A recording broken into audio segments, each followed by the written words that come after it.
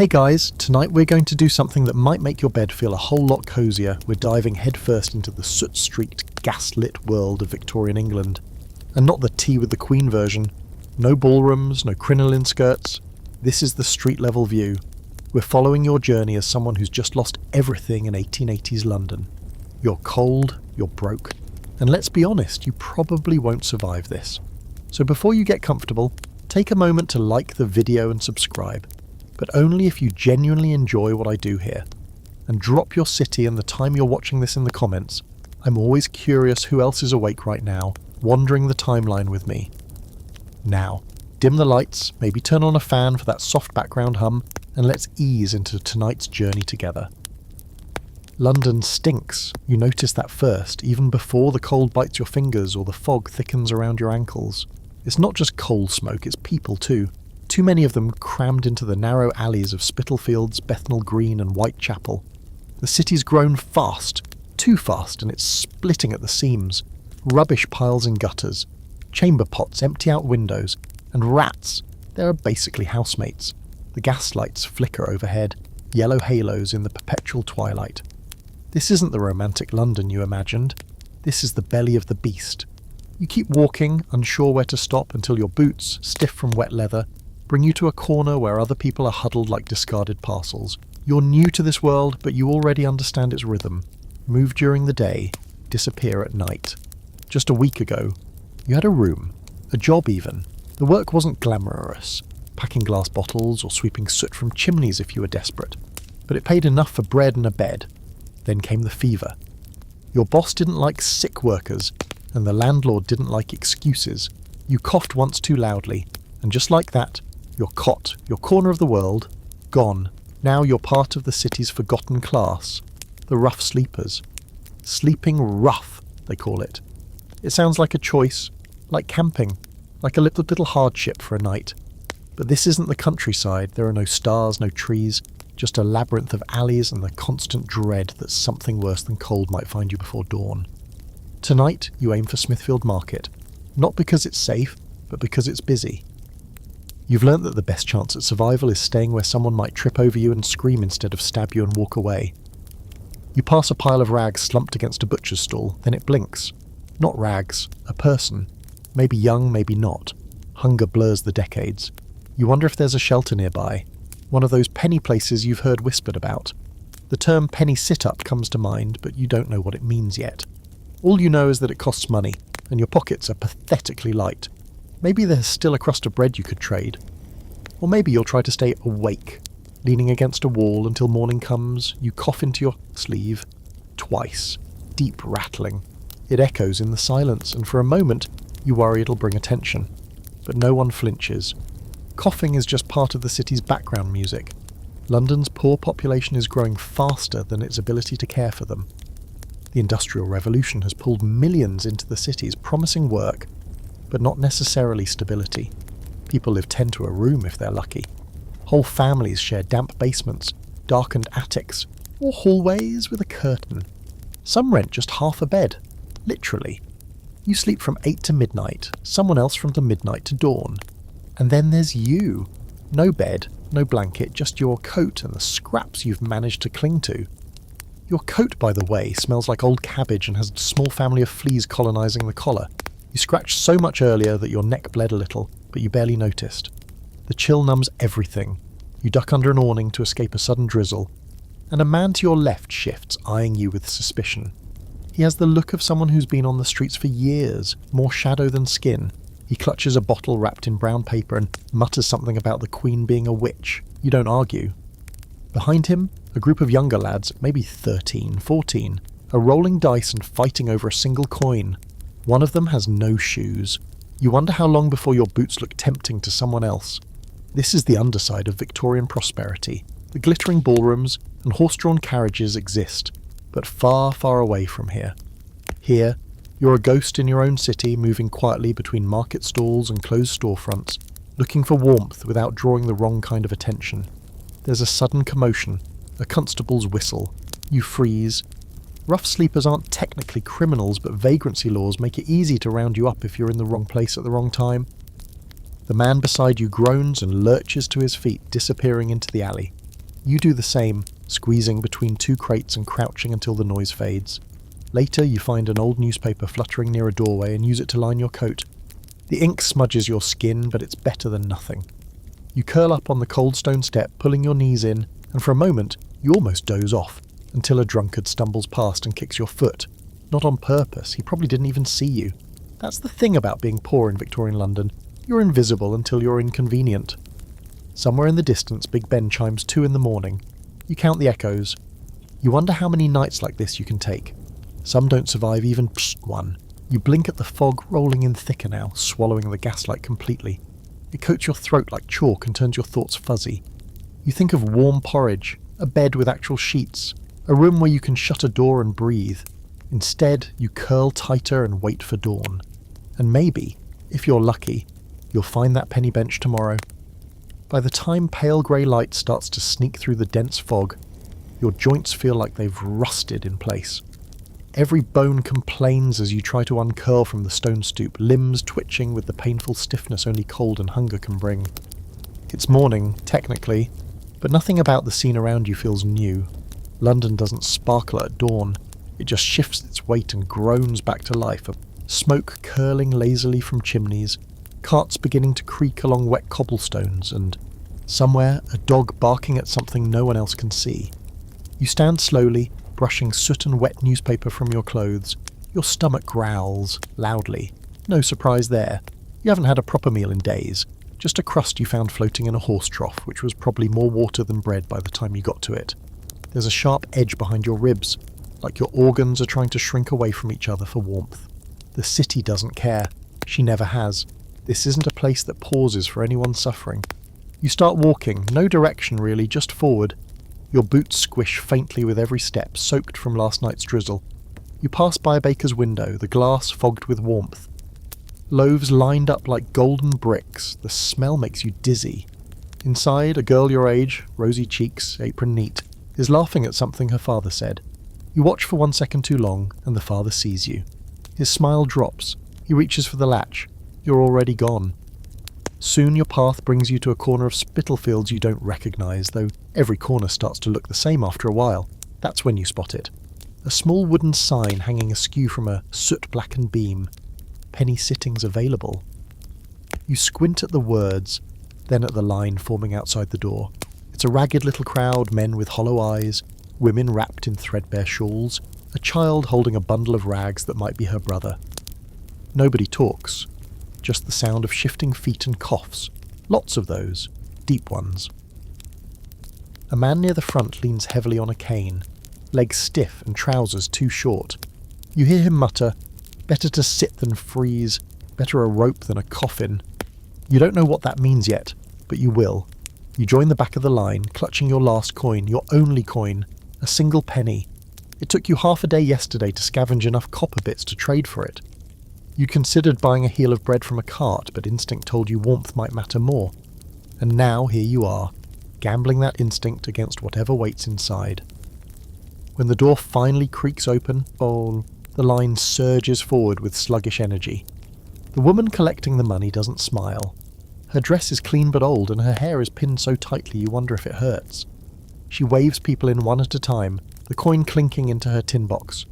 Your turn comes. She eyes you, hesitates for a beat, then nods. You hand over your penny. The door groans shut behind you. Inside, the air is warmer, yes, but heavy, thick with human breath, wet clothes, and the sharp, unmistakable scent of unwashed bodies. There are no beds, no blankets, just a series of long, backless wooden benches arranged in rows, each polished slick from years of use and grime. Most of them are already full. People sit hunched forward, shoulders touching, heads low. A man with mutton chops and a grey coat barks at you to keep moving. "No lying down," he says sharply. "You lie, you go out." So this is the penny sit-up. A shelter, yes, but only barely. You're not here to sleep, not really. You're here to exist, indoors for a few hours. You walk stiffly to a free spot near the end of a bench and wedge yourself between a boy who's already nodding off and an elderly woman mumbling hymns into her scarf. There's a rope stretched across the front of the row, shoulder height when you sit down. Not tied tight, just there. You ask the boy next to you what it's for. He doesn't open his eyes. "Later," he whispers. "Keeps you from falling. when the heads start drooping. You're still trying to understand when the woman across from you suddenly slumps forward, face nearly to her knees, and the man beside her jerks her back upright with one hand. "No sleeping," he hisses. She groans but doesn't resist. It's a weird sort of purgatory. You're allowed to sit, that's it. Sit upright. Don't lie down. Don't close your eyes too long. You're paying for the privilege of not being outside. And yet somehow that feels like a win. You shift on the bench, your spine already protesting the lack of support. The rope theory proves true. People use it to lean forward gently, their chins resting against it. Not enough to truly rest. Just enough to stop from collapsing. Your thoughts wander. This whole system, penny sit-ups, 2-penny coffins, 4-penny doss houses, it's part of a sprawling, unofficial housing network in the East End. All unregulated, all private, all profit-driven. London's poor need somewhere to go, and someone's always willing to charge for a corner of the floor or a bit of rope to lean on. There's no kindness here, just commerce. Some social reformers have started to complain. Men like Charles Booth are out there collecting data, trying to classify poverty like a science. Others, like William Booth, no relation, are offering religious salvation along with soup, but most just ignore it. Out of sight, out of Parliament. The elderly woman beside you suddenly coughs, wet, rattling, endless. No one moves, no one helps. It's not cruelty, it's survival. One less body means one more space tomorrow. You sit there hour after hour until even your fatigue feels dull and flat. The rope in front of you leaves a mark on your forehead. At some point, someone snores and is immediately shaken awake. There's no rest in the penny sit-up, just shelter-shaped limbo. And yet, as the night deepens and rain taps lightly against the roof, you know one thing: you're not cold. And for tonight, that's enough. The next night, you're back on the street. Not because you want to be, but because the shelter you sat in last night is full by the time you arrive.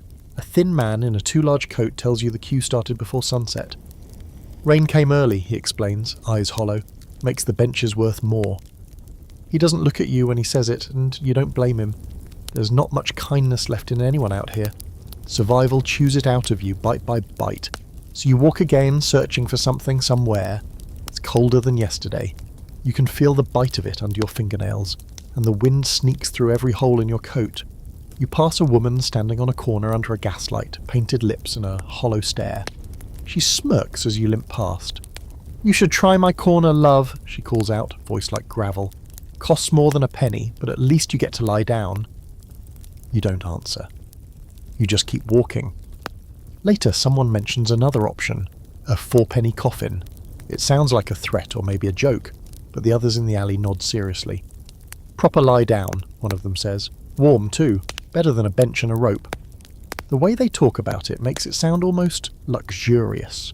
You press them for directions. It's not far, somewhere in Southwark, down past the wharves, near the Thames, where the air always smells of fish and river rot. You get there after midnight. The building is squat, dark bricked, with narrow windows too high to see through.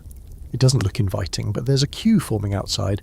Quiet, desperate shapes clinging to the promise of horizontal sleep. A broad-shouldered man at the door collects coins with one gloved hand and gestures inside with the other. You hear him snap at someone. "No coin, no coffin, move along." When your turn comes, you hold up your 4 pennies, gathered from a full day's begging, and a lucky scrap sale to a tanner who didn't ask where you got the leather. And he grunts, opens the door and waves you in. The smell hits first.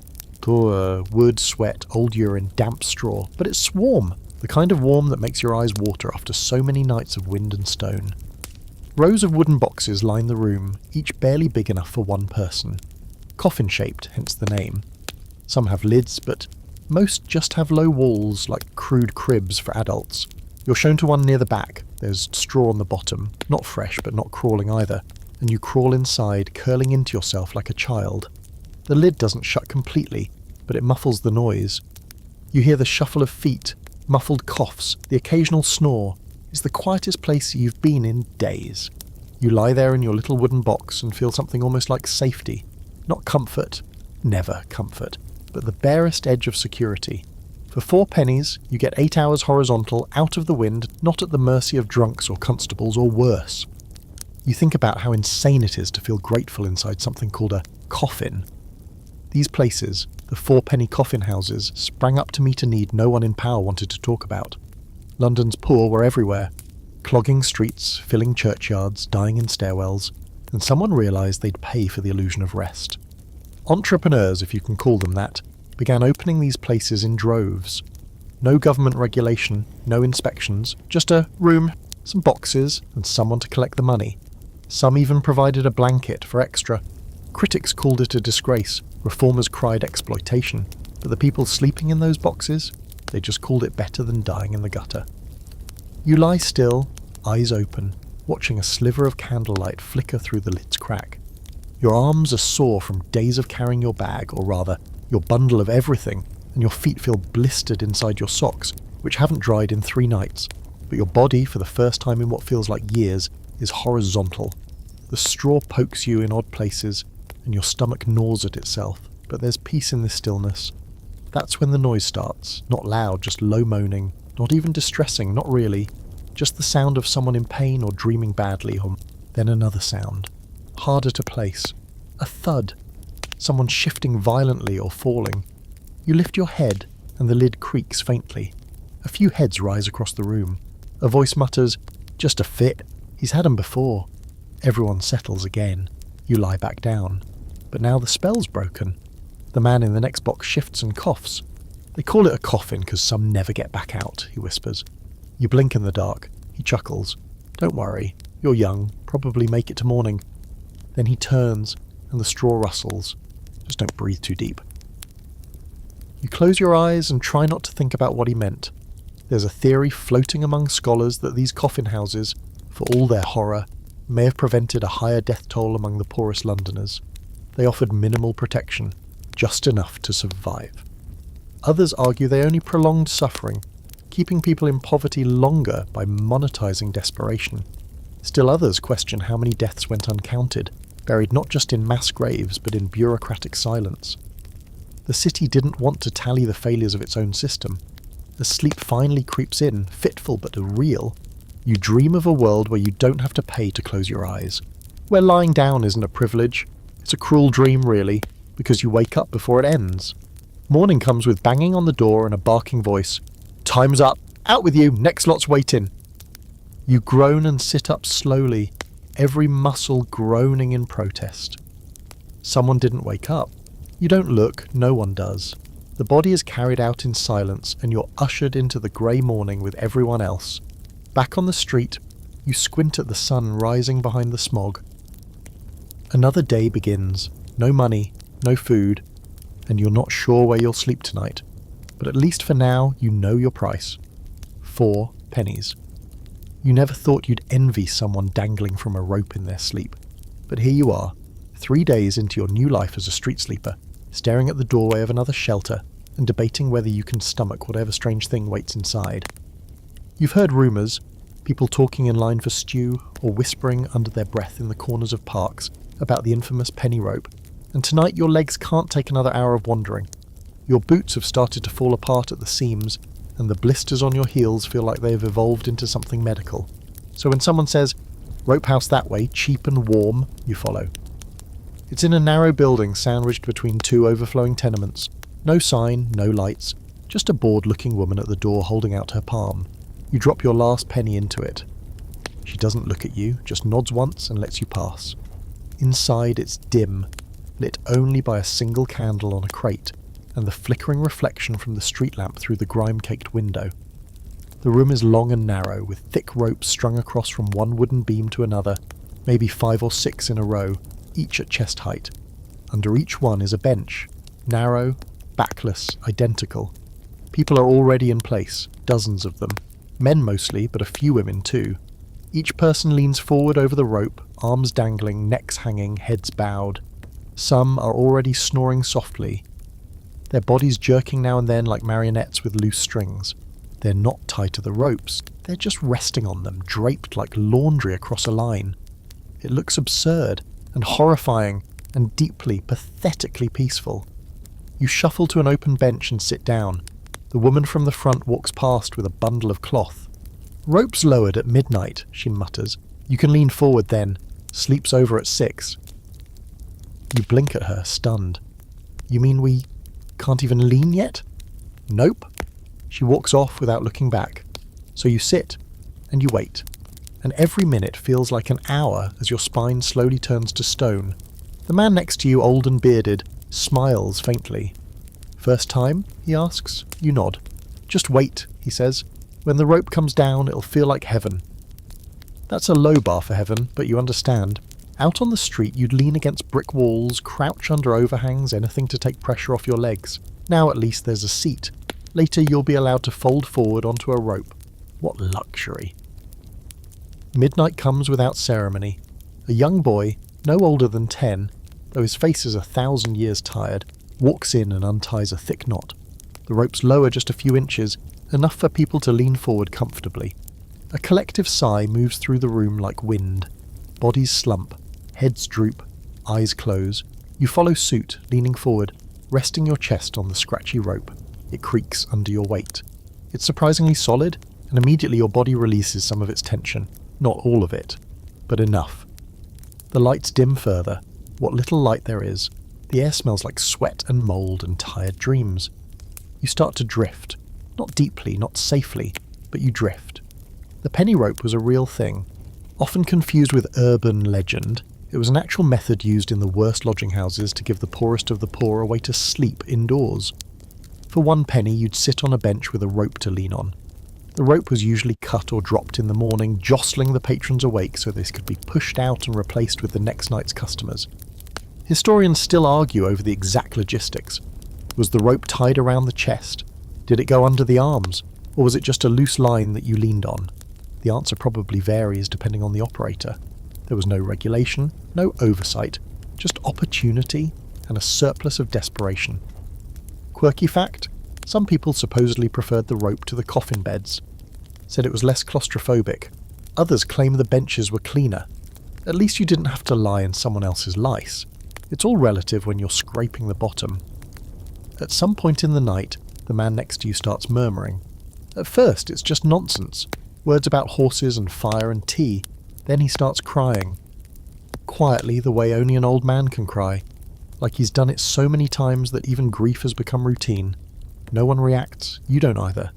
You just sit leaning on your rope, staring at your feet. You try to imagine anything else. Maybe what a real bed feels like. Maybe what meat tastes like. Or what it'd be like to have a roof that's just yours. Then you hear someone laugh, a short, bitter burst from further down the line. "Look at us," the voice says. "Tied up like pigs waiting for the butcher." Someone shushes him, but he keeps going. "I used to have a shop," he mutters. "A real shop, cobbling boots they was. Then my wife died. Then the debt came. Then the rope." His voice drifts off. The hours blur. Your body goes stiffer again. Every once in a while, someone falls forward too hard and jerks back up. A few people stand and stretch, then sit back down like they regret using the energy. You stay in place, leaning, breathing, thinking, not sleeping, not really, just hovering between here and somewhere softer. At 6 sharp, the boy returns. He yanks the rope down. Everyone stirs, startled, like puppets with strings suddenly cut. A few people curse, most just groan. You rub your face and try to blink yourself awake, though you never fully slept. Outside Subkisas, the dawn is a steel-grey wash over the cobbles. Rain again. Always rain. Your back aches, your shoulders are raw and your coin purse is empty, but you're not dead. And that somehow still counts as a win. You're starting to understand that in Victorian London, comfort is a spectrum, and you're always stuck down near the bottom, clinging to the edge of what can just barely be called shelter. Every option costs something. If not your last coin, then your dignity. If not your dignity, then maybe your health. And tonight, it's your pride on the chopping block as you stand before the looming red brick gate of the workhouse. You didn't come here lightly. No one ever does. The workhouse isn't just a building, it's a threat, a warning, a myth used to scare children and desperate men alike. Act up, and you'll be sent to the workhouse. It's the place people mention with a grimace, a shudder, the kind of place you don't talk about in daylight. But when your stomach is empty for the 3rd day in a row, and the rain soaks you down to your bones, pride starts to matter a lot less than calories.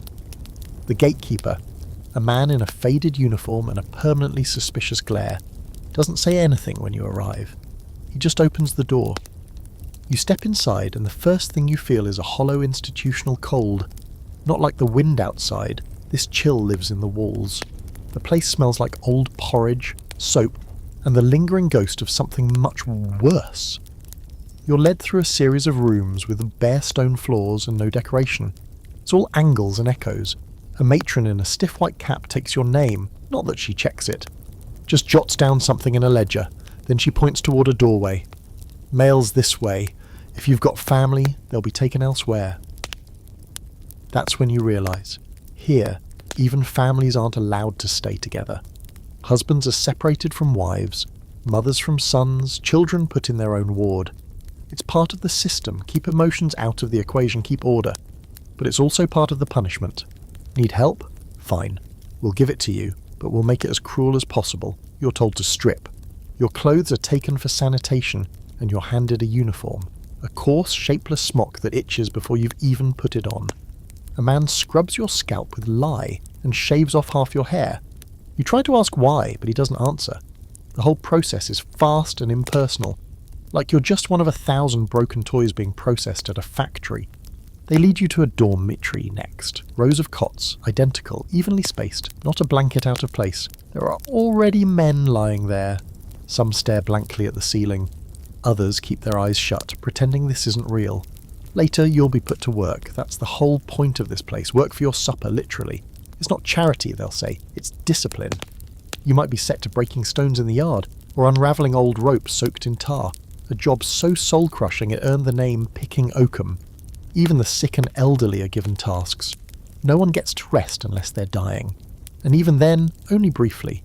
The workhouse isn't about helping the poor, it's about managing them, containing them.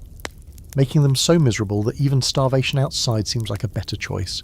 And that's the debate still raging today. Did the workhouse system offer relief, or was it simply institutionalised cruelty dressed up as economics? In the hallway, you pass a boy who can't be older than 8, carrying a bucket that sloshes with something you don't want to identify. He doesn't make eye contact. His cheeks are hollow, his knuckles chapped red. No one speaks to him. He disappears into another room, and the door shuts behind him like a swallowed breath. Supper is served at 6, and you line up like everyone else, tin bowl in hand. It's grey, that's all you can say about it. The gruel has the consistency of damp flour and smells vaguely of onions, though no onions can be seen. Still, you eat it per eat it. You don't speak. And neither does anyone around you. There's a silent understanding that conversation wastes energy and might make you remember what it feels like to be human. Afterward, you're marched back to the dormitory. The cot is as stiff as it looks. The pillow is more of a suggestion than an actual object. You lie there and stare up at the ceiling where water stains spider out from a crack. The man in the next bed lets out a sharp, wet cough, and you flinch instinctively. Not from fear of illness, but from the reminder that this too is temporary. If he dies in the night, someone else will be in that bed by morning. Eventually sleep comes. It's not restful, but it's the first time in nights you've lain on something not made of stone or splintering wood. You're not leaning forward on a rope. You're not curled inside a wooden box. Your body, at the very least, is horizontal. In the dream that follows, you're back home, or rather, somewhere that feels like home. The smell of bread, the warmth of fire, the sound of laughter. Then it shifts. The fire goes out. The bread hardens. The laughter dies. And you're back in the cot, the blanket scratchy against your neck, a single candle flickering from the hallway beyond the barred door. When the bell rings in the morning, you're not sure if it's been minutes or hours. You rise with everyone else and shuffle into the next day. You thought the streets were brutal, and they are. But the workhouse is something worse. It breaks you slowly with routine. You last a day and a half in the workhouse before you crack. Not because of the cold showers or the tasteless slop they serve for breakfast, lunch and supper. Not even because they make you pick oakum for hours, hunched over a bucket of tarred rope while your fingers slowly shred open. No. What finally does you in is the silence. Not the quiet of peace or sleep, but the silence of stripped identity. No one laughs. No one talks unless spoken to. And when they do, it's in short clipped tones like they're afraid of remembering they used to be people. So you leave, or rather, you run. You slip out just before dawn, past the sleepy watchman who nods off between inspections. The gate creaks like it's laughing at you. By the time you make it down the street and around the corner, your heart's pounding and your breath fogs in the sharp morning air. You've still got the workhouse issue smock clinging to your skin like a paper sack. It smells like bleach and failure. You don't look back. By midday, you found your way back into the world of alleyways and shadows, where freedom costs you your health, your comfort, and likely a few years of your life. But at least it's your suffering, not assigned, not supervised. And weirdly, that makes a difference. You end up behind a row of butcher shops near Billingsgate. The alley's narrow and half flooded with slime and fish guts, but there's a crate you can sit on and enough steam from the kitchens to keep your toes from going completely numb. Next to you, 2 other escapees from the workhouse huddle around a tin can with a candle shoved in it, pretending it's a fire. One of them's called Jacob. He says he used to be a teacher. You look at his blackened fingers and the scabbed-over spot where an eye used to be, and wonder what kind of school would have had him. So what now, you ask? Because you need to say something, anything. Jacob shrugs. Charity house, maybe, or the mission, or we wait for the soup cart. Depends who's feeling Christian today. Ah yes, charity. Another kind of gamble in the Victorian poverty lottery. London is a city full of contradictions. On one side, the upper class hosts banquets with 15 courses and jellied pheasant. On the other, you're praying for a ladle of watery stew from a group of men in stiff collars and smug expressions. You try the mission first. The building itself looks like a chapel that's halfway to being condemned. Inside, the pews have been pushed aside to make room for rows of folding cots. A banner hangs near the front. God helps those who help themselves.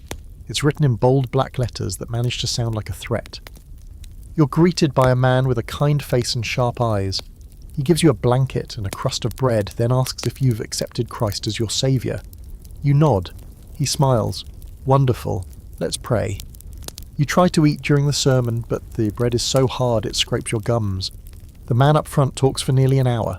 Not about food, not about warmth, about sin, about repentance, about how your situation is a result of poor moral choices. You look around and see a woman holding a baby too tightly, her face locked in a mask of quiet desperation. A boy no older than 10 sits at her feet, biting his fingernails, his eyes darting toward the exit. You get the feeling he's heard this sermon before. When the man finally says Amen, the soup arrives, thin, barely warm, but you eat it anyway. Hunger makes anything holy. That's the trick with Victorian charity. It always comes with conditions. Want food? Listen to a sermon. Want a cot? Scrub a floor. Want a blanket? Say a prayer. It's never just kindness for kindness' sake. It's a transaction, a trade served here, your humiliation for their salvation.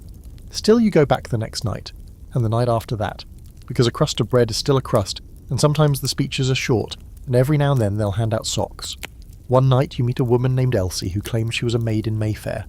Her employer died suddenly, and no one paid her final wages. She's been bouncing between churches ever since, wearing the same dress for months. She still carries herself with posture, like there's a corset holding her together, even though her ribs poke through the fabric. Charity's like sugar, she tells you, chewing on a bit of donated cheese that smells older than you are.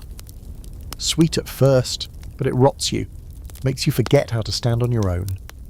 You nod, not because you fully understand, but because it feels like the right thing to do. Some nights there are reformers who come through, taking notes, handing out pamphlets. They ask polite questions like, how did you to be in this situation? And, would you be willing to return to honest work? You resist the urge to point out that no one hires people who stink like fish oil and sleep in doorways. You've already tried. Plenty. There's even a newspaper, the Christian Times, that runs regular pieces about the deserving poor and the idle masses. You never figured out which one you are. You'd like to think deserving, but sometimes, when you're elbowing someone for a spot near the mission door, you start to wonder. Historians still bicker over whether Victorian charity was effective. Did it save lives? Probably. Did it solve the root causes of poverty? Not even close. Most agree it was more about optics than outcomes. Keep the poor alive just long enough to prove you cared, while doing nothing to change the systems that created them. That night you end up back in the alley with Jacob. He's trying to catch rats using a piece of string and a crust of stale meat. You don't ask what he'll do if he gets one. You sit down beside him, shoulder to shoulder, and wrap your borrowed blanket around the both of you. Better than the Workhouses, he mutters. You nod. You believe him. You start to notice the patterns, the rules of survival etched invisibly into the brick and soot. Where to stand when the constables come through. Which mission kitchens hand out bread without scripture. Who to avoid when the sun goes down. And most of all, who disappears. Because they do. Quietly, often without fuss, just gone. One night they're sitting on the rope beside you, muttering about the price of coal.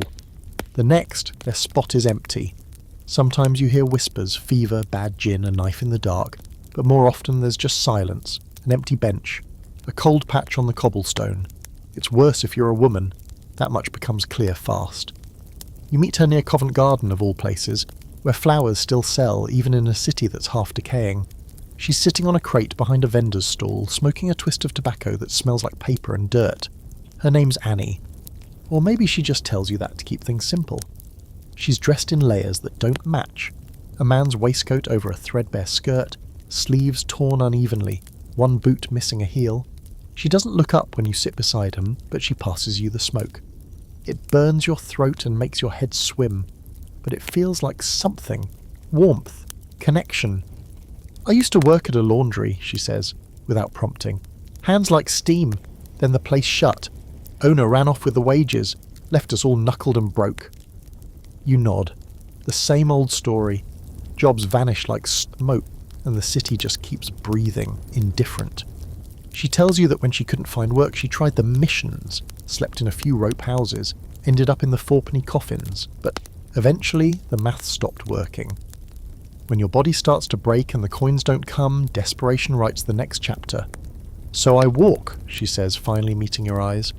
Nighttime, East Road usually, sometimes past the docks. You know what she means. You don't need to ask. You've seen the others, women like Annie, standing under gas lamps with the tired smiles and hopeful eyes. Hopeful not for love or connection, just for sixpence. Maybe enough for a bed and a bit of bread. Maybe just gin, something to numb the fact that you've sold off every last thing except yourself. There's no kindness in it, only transaction and danger. Lost a friend last week, she says. Mary, quiet girl, sweet voice, left with a man in a nice coat. She didn't come back. You stare at the cobblestone, suddenly colder. The newspapers love stories like Mary's. They write about fallen women and moral decay, but they never talk about survival, never mention that starvation makes choices disappear. You ask Annie if she's afraid. All the time, she says, but cold's worse. Cold'll kill you slow. At least this way, maybe I get lucky. That night you stay nearby. You watch as she straightens her skirt and wipes soot from her face. She transforms, not into something elegant, but something necessary. A product on a shelf. A transaction wrapped in skin. She doesn't ask you to protect her. She doesn't need saving. She needs coins. That's the part people never understand. Victorian London liked to imagine these women as either tragic heroines or cautionary tales. But they were workers, survivors, navigating a system that offered them almost nothing and punished them for taking what scraps remained. There were charities set up just for them, Magdalene homes, moral reform groups, societies that promised redemption through prayer and labour. Some meant well, others were brutal.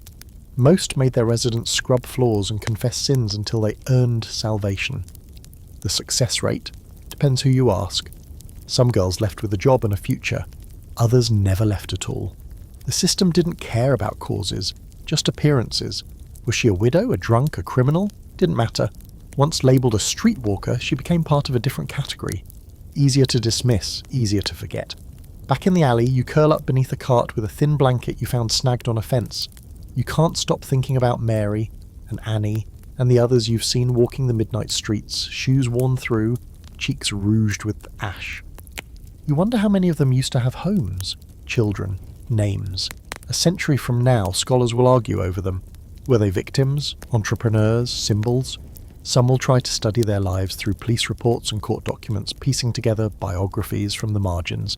Others will call them statistical noise, but none of those papers will capture what it feels like to see someone you know vanish into the dark high boots clicking on wet stone, a scarf pulled tight against the night. You don't see Annie again after that week. Maybe she moved to another part of town, maybe she found luck, or maybe she didn't. It's funny, the way grief happens here. Quiet. No ceremony, you just notice someone's absence like a skipped heartbeat. You get up the next day and go looking for food, or you stand in line for a half loaf at a church handout and try to keep your eyes open long enough to avoid another night on the bench. But your thoughts keep drifting, not just to Annie, but to the idea of what a penny should get you. Not a seat on a splintered board. not the right to lean against a rope, not the illusion of safety in a city that forgets your name the second you fall behind. But out here, a penny is the border between survival and silence. And for the women around you, it's often paid in blood. There's a knock at your skull when you wake up, like someone's hammering a nail just behind your right eye. You blink against the morning glare and realise it's not pain exactly, just a kind of emptiness made physical. Hunger has taken on a personality. It's no longer just a feeling, it's a presence that rides on your back, whispers in your ear and clenches your stomach like a jealous lover. You've had nothing but weak broth and stale bread in days, and the city doesn't care. What it does care about is rent. Even for the poorest corners of London, someone always owns the spare, and someone always wants payment. You learn this fast. That soot-black alley you've been sleeping in technically belongs to a butcher who lets people squat there as long as they're gone by dawn, or willing to pay him in labour or meat scraps. The woman who runs the penny sit-up. She's not a nun, she's a businesswoman. Each bench is an income stream. Each coughing body is a walking coin purse. It's strange realising just how many people are profiting from your misery. They're not the barons and lords in top hats either, not the ones with carriages and parlours. No, it's the ones who look like you. Ragged coats, chipped teeth, patched sleeves. Slumlords, doss house owners, moneylenders, people who came up through the gutter and decided they'd rather own the sewer than sleep in it. Take old Mrs. Wren, for instance. You meet her after following a rumour about a cheap bunk near Shoreditch. Turns out she owns 3 whole buildings, if you can call them buildings. They're half-collapsed boarding houses, rotting from the inside out. Staircases bend at impossible angles. Walls weep with mould. Rats move in coordinated squads. But every room, every closet, every corner is occupied. She lets people sleep in the stairwells if they cough up a halfpenny, sometimes 2 if it's dry. Mrs. Wren herself is small, bent at the shoulders, and sharp-eyed like a crow. She knows everyone by name, and more importantly, by debt. You see her scribble notes into a cracked ledger as you hand over your precious copper coin, her hand moving faster than her lips. "You get 6 hours, she says. "Don't vomit in the stairwell, and don't die in the bed. I charge extra for that." You think she's joking. You later find out she's not. The room she gives you is barely that, more of a storage closet, with a mattress that might once have been straw but now crunches with something darker. Still, it is indoors, there's a roof, there's quiet. Your breath doesn't fog in the air, it feels like a miracle. Until you try to sleep, because your bed has residents. You don't see them at first, just feel them. A twitch on your ankle, a tickle at your neck, then the biting starts. Tiny teeth hungry for blood, fleas, bedbugs, lice. You're not sure which, or if it's all 3. You slap, scratch, groan, but they're relentless. One of the men in the hallway told you the phrase earlier. Clothes that walk themselves. Now you understand. Once the bugs settle in, they don't just live in the bed, they travel with you. Under your sleeves, in your hair, hiding in seams like smug little squatters. And the worst part? You're not even surprised. This is normal. Expected. Part of the cost. Like the splinters on the rope or the coughs in the coffin houses. Mrs. Wren doesn't care. She's got 50 more like you, all willing to pay for a mattress that bites back. If you complain, she'll shrug. You want better? Go west, go Kensington, go marry a banker. You learn quickly that she's not unique. The East End is filled with her type, landlords who rent by the inch. 5 families in one room, men sleeping in turns. Women paying double if they need privacy. Children who don't even cry anymore, just stare blankly while the adults count coins and try not to scream. There's no regulation, no safety inspections. The government doesn't come east unless there's a riot, or a royal visit. And even then, they sweep the streets first, paint the front doors, move the worst of the poor out of sight until the Queen's carriage rolls past. Then everything goes back to rot. Scholars would later call this the hidden empire of Victorian slum landlords. Some even became millionaires. They never touched a chamber pot, never walked the alleys, but they owned them. They were the invisible hands behind the rope shelters, the coffin houses, the filthy bunk rooms. No need to build something decent. Just make it just tolerable enough for someone to pay. You think about this as you lie awake, scratching until your skin bleeds. There's no room to stretch. Someone is coughing on the floor below you. The air tastes like old soup and unwashed feet. You feel yourself sinking into the mattress, into the city, into something you can't crawl out of. Somewhere in the walls, rats skitter.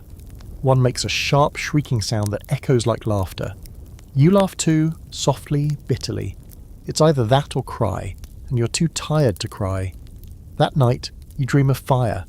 Not destructive, but cleansing. A blaze rolling through the alleyways, licking up the rot, chasing out the bugs, clearing the debts. You wake up sweating, heart pounding, wishing it were real, wishing you could burn it all down and start again. But when you step outside the next morning, London is the same. Smoky, loud, indifferent. Mrs.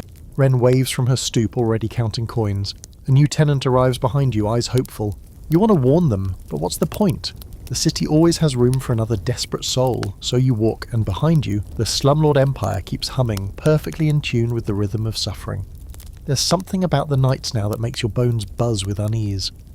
Maybe it's the cold, that kind of creeping damp that sinks into your joints and refuses to leave no matter how many coats you pile on. Or maybe it's something else, something less visible. London, in its decaying splendour, has moods. Some nights it's merely cruel, other nights it's predatory. You're learning to read the signs. The alley cats don't slink out like they usually do. The drunks stagger home early. Even the constables, normally proud to flash their whistles and truncheons around midnight, seem uneasy, stepping quickly through darkened lanes like they've somewhere better to be. And in the East End, when the people who enforce the law start looking over their shoulders, it's time to take cover. Tonight is one of those nights. You curl into yourself behind a stack of empty crates near a fishmonger's, the stench masking your own enough to keep attention away. Your stomach's hollow again, gnawing at itself with dull, dogged persistence, but you're getting used to the ache. Hunger's like an old friend now. Sometimes it whispers, sometimes it sings. Across the street, a woman screams. Not loudly, just a quick, sharp note that dies in her throat. A sound like something important getting crushed. You don't move. No one does. That's the rule in the slums. If you hear something awful, you forget it fast. Curiosity is a luxury for people with houses, and in Whitechapel, asking questions gets you killed faster than disease. It's not the first time that this week someone's vanished. It's not even the third. And the whispers have started, soft at first, then louder, then twisted with fear. A man, they say. Always a man. Maybe tall, maybe not. He only comes out at night and always takes women. Not like the rest do. Not for coins, not for favours. He just takes them, carves them up and leaves what's left in the gutters. The newspapers don't use his name yet. Not officially. But the street already has one. Jack. Jack the Ripper. You don't know who he is or what he looks like. No one does. That's the worst part. He could be anyone. The smiling butcher with blood on his apron, the shoemaker with heavy boots, the man coughing on the next bench. You start to look at everyone differently now. Every flick of a knife to cut bread, every sudden footstep behind you, every shadow that stretches too far, you wonder how long it'll be before someone you know disappears. A week ago you saw Eliza, the girl who sometimes sang for coins near the bakery. She had that bright laugh, the kind that used to make children smile even when she was wearing the same dress 5 days in a row. Now she's gone. Not dead, maybe. Just missing. People don't say her name. They just mention another one. The fear's doing strange things to the streets. People huddle in groups more. The shelters are full earlier. Even the penny sit-ups start turning people away by sundown. Men look nervously at women, and women look over both shoulders every few steps. Every man now lives with the curse of suspicion. Every woman, the weight of vulnerability. It's a different kind of cold now. Not just the physical kind. This chill sits under your skin, close to the bone, whispering that safety is an illusion. That even inside, behind doors, under blankets, you're not protected. Because London doesn't just let you suffer. Sometimes it hunts you. You sleep that night with your back pressed against a brick wall and your eyes half open. Every noise makes you flinch. Every footstep tenses your spine. And when sleep comes, it brings dreams full of alleyways that twist in on themselves and shadows that breathe. The next morning you see a crowd forming near Hanbury Street. Not loud, not chaotic, just still. And that's worse somehow. You push to the edge, not wanting to see, but needing to. The body's gone already, carted off, but the blood's still there. And the expressions of the people staring wide-eyed, hollow, pale, tell you it wasn't just another brawl. It was Jack. You try to walk away, but your legs feel heavy. You pass a woman with red-rimmed eyes, clutching a ragged shawl. You don't ask her name, you don't want to know it, because names make it real. Later that day, you end up back near one of the shelters. There's a man outside ranting about the murders, pacing in tight circles. "It's the Jews," he yells. "Or maybe the Masons. Or maybe it's the Queen herself sending a message." People listen, because fear makes people believe anything. You sit against a wall and watch, chewing on a piece of stale turnip someone left behind. You try not to think about Annie, or Mary, or Eliza. You tell yourself they moved, got out, found something better, but you don't believe it. There's no justice in this part of the city. No detectives sniffing around with magnifying glasses and clever deductions. No one's solving anything. The constables barely show up unless someone's bleeding now. Afterward? They shrug. Make a few notes, blame gin, or women, or darkness. History will romanticise this part. They'll paint fog and gaslights, and mystery. They'll make films, write books. They'll pretend Jack was a riddle, a puzzle worth solving. But for you, and for everyone here, he is not a mystery. He's a fact. Like cold, like hunger, like death. You go to sleep that night, curled up behind the old fish stall again, gripping a shard of glass you found near the docks. It's nothing, really. Won't stop a real knife. But it makes you feel slightly less helpless. And right now, that's enough, because surviving in Victorian London isn't just about food or warmth anymore. Now, it's about not being the next story whispered on a rope bench. You're starting to forget what day it is, not in a dreamy, poetic way, more like a slow crumbling at the edges of your mind. Time on the streets doesn't come in days or hours, it comes in weather, in hunger pangs, in whether or not you can find a dry spot before the sky opens up. It comes in how long the soup line is, or how early the police start sweeping people off the steps. The clocks still tick in London, of course. Big Ben still chimes like it means something. But out here, you measure your life by the number of nights you don't freeze, and the number of mornings you wake up still breathing. And right now, your goal is simple: survive the daylight. It's colder during the day sometimes than at night. The sun just sits there, mocking you from behind a layer of yellow fog. It lights nothing, warms nothing. It's like someone took a candle and stuck it behind a piece of dirty glass. Useless. Your stomach's folding in on itself again, so you head toward the Thames. The market carts are active this time of morning, and sometimes that means scraps. You walk past men in aprons unloading fish onto wet wooden boards, the smell hitting you like a slap. Guts, scales, salt, so sharp it clears your sinuses. A rat darts past your boot, bold as brass, and no one even blinks. You're not the only one scavenging. The competition's stiff and young. They're called mudlarks, kids mostly, with the uncanny ability to spot something valuable in the dirtiest of places. They are down by the riverbank now, poking through the low tide muck with sticks or bare hands. Shoes soaked, trousers rolled to the knee, fingers black with Thames sludge. One of them holds up a rusted nail and crows. "A halfpenny for this, I bet." His friends laugh. He might be right. You join them, not because you want to, but because you need to. The mud sucks at your boots with each step, but you get used to it fast. You scan the slick mess for anything shiny. Bits of coal, broken buttons, nails, smashed crockery. It's like a puzzle where every piece stinks and might give you typhoid. A girl next to you finds a bit of copper wire. She tucks it quickly into her coat before anyone else can see. You nod at her, she nods back, no names, no chit-chat. Everyone's here on the same terms. You don't find much, just a chunk of driftwood and something that might once have been a key. Still, you pocket it. Who knows? The rag and bone men will buy almost anything if you catch them in the right mood. One of the boys calls himself Toad. Probably not his real name, but it suits him. Small, fast, dirty. He's missing 3 teeth and wears a vest that used to be velvet, probably pulled off some dead man. He grins at you and points up the embankment. "Toshers get better luck up there," he says, "near the drain pipes." You follow, curiosity overriding your caution. If the mudlarks are scavengers, the toshers are deep divers. They go into the sewers, literally, wading into human waste and runoff, looking for coins, bones, jewellery, anything that fell through the cracks of polite society. It's illegal, technically, dangerous definitely, but people do it. People your age, you peer over the edge, there's a tunnel where the water dribbles out, brown and slow. It smells like 100 people's secrets. You don't go in, not yet. But Toad does. He disappears into the darkness with a wink and a shrug, and you wonder if he'll come out with treasure or cholera. This city has a knack for forcing kids to grow up fast. You see it every day. The shoeless girl dragging her baby brother through the market, the chimney sweep boys covered in soot and burns, the wide-eyed orphans who sleep in stairwells and vanish without a trace. They say childhood in Victorian London was a luxury, something the rich indulged in, like vacations or fresh fruit. For everyone else, you became useful, or you became invisible.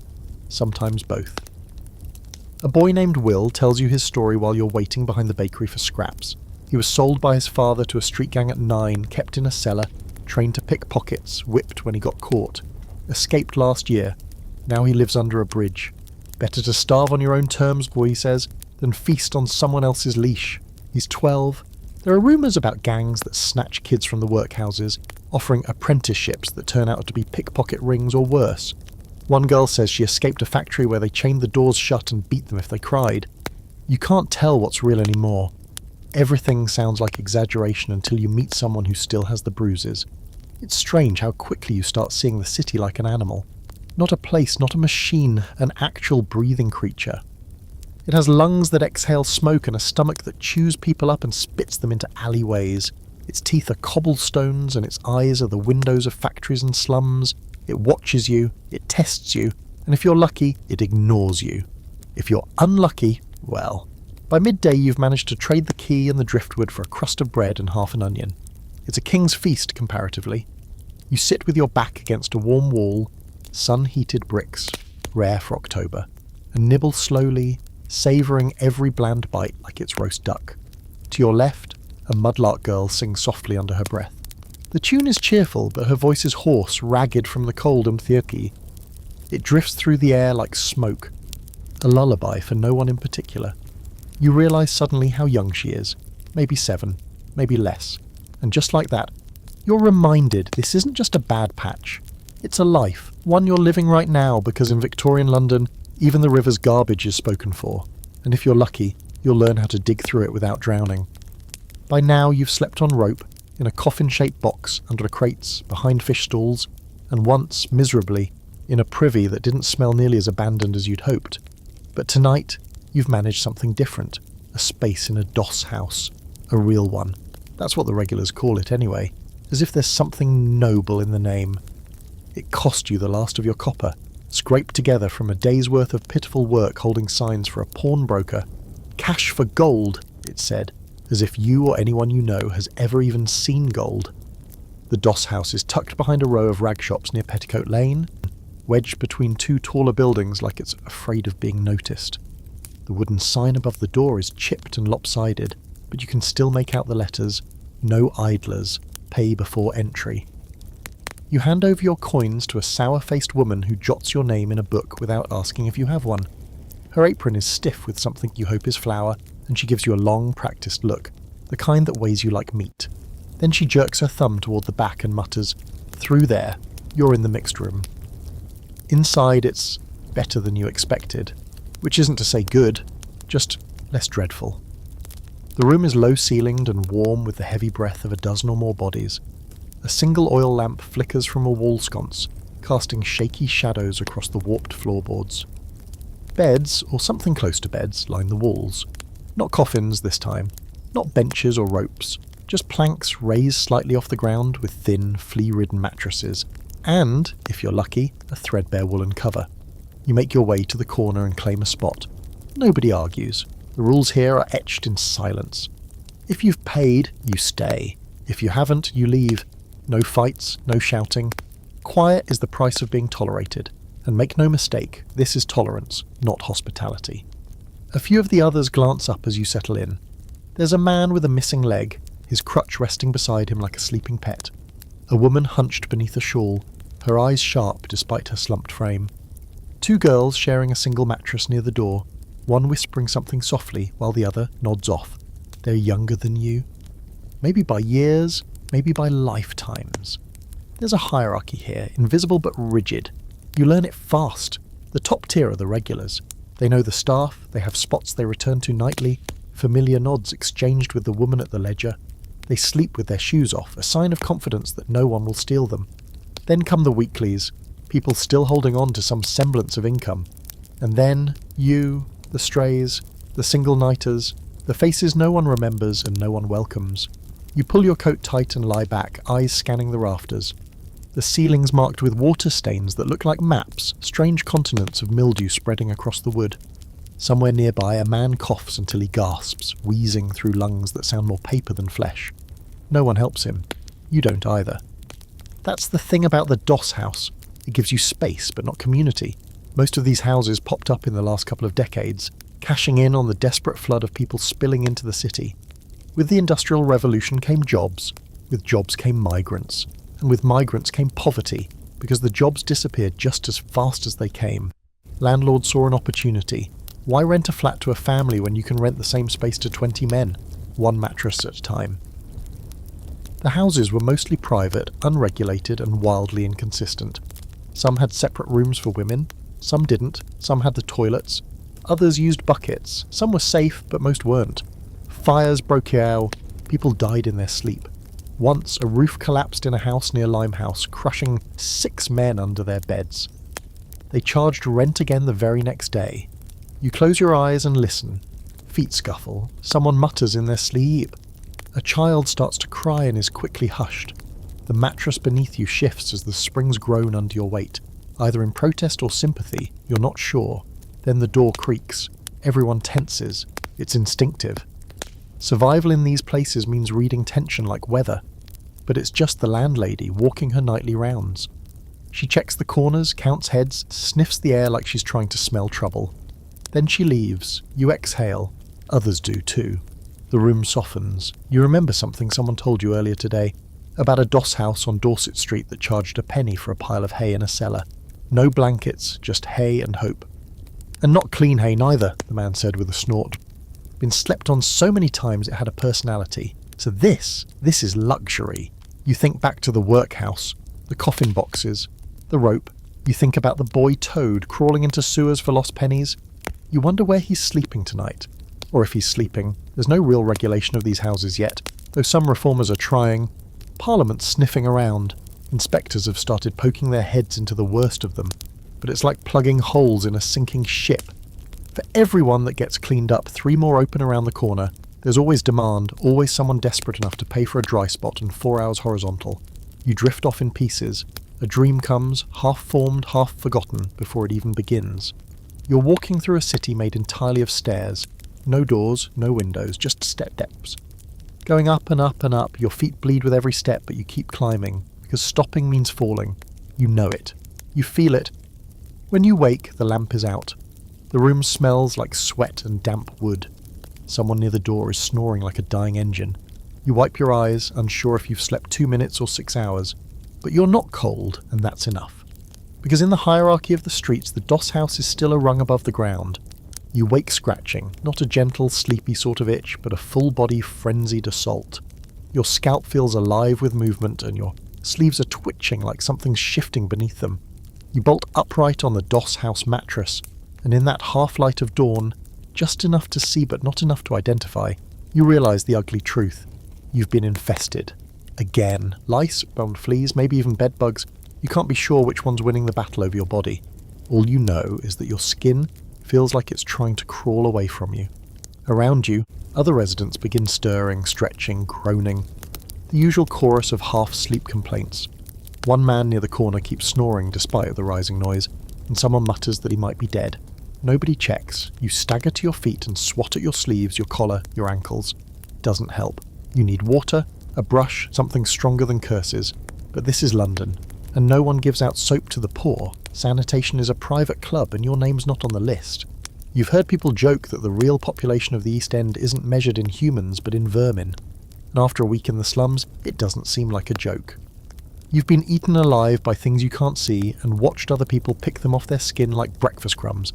Personal hygiene isn't a daily ritual out here, it's a fantasy. You leave the doss house and walk stiffly down the alley toward the water pump. It's just a pipe jutting from a crooked slab of stone, surrounded by muddy footprints and the odd suspicious puddle. You join the queue of equally itchy souls, each clutching a cracked tin cup or dented kettle.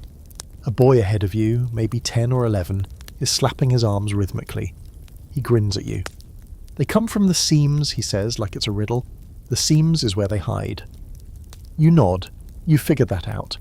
It's why every coat you find, every cast-off blanket or stolen pillow, feels like a gamble. You're never just picking up warmth. You're also adopting a colony of creatures with more legs than manners. When it's your turn, you douse yourself at the pump, cold, fast, relentless. The water cuts through the morning like a blade, and for a brief second you forget you're hungry. You scrub with your fingernails, tear at your scalp, splash under your coat. It's not enough, but it's all you have.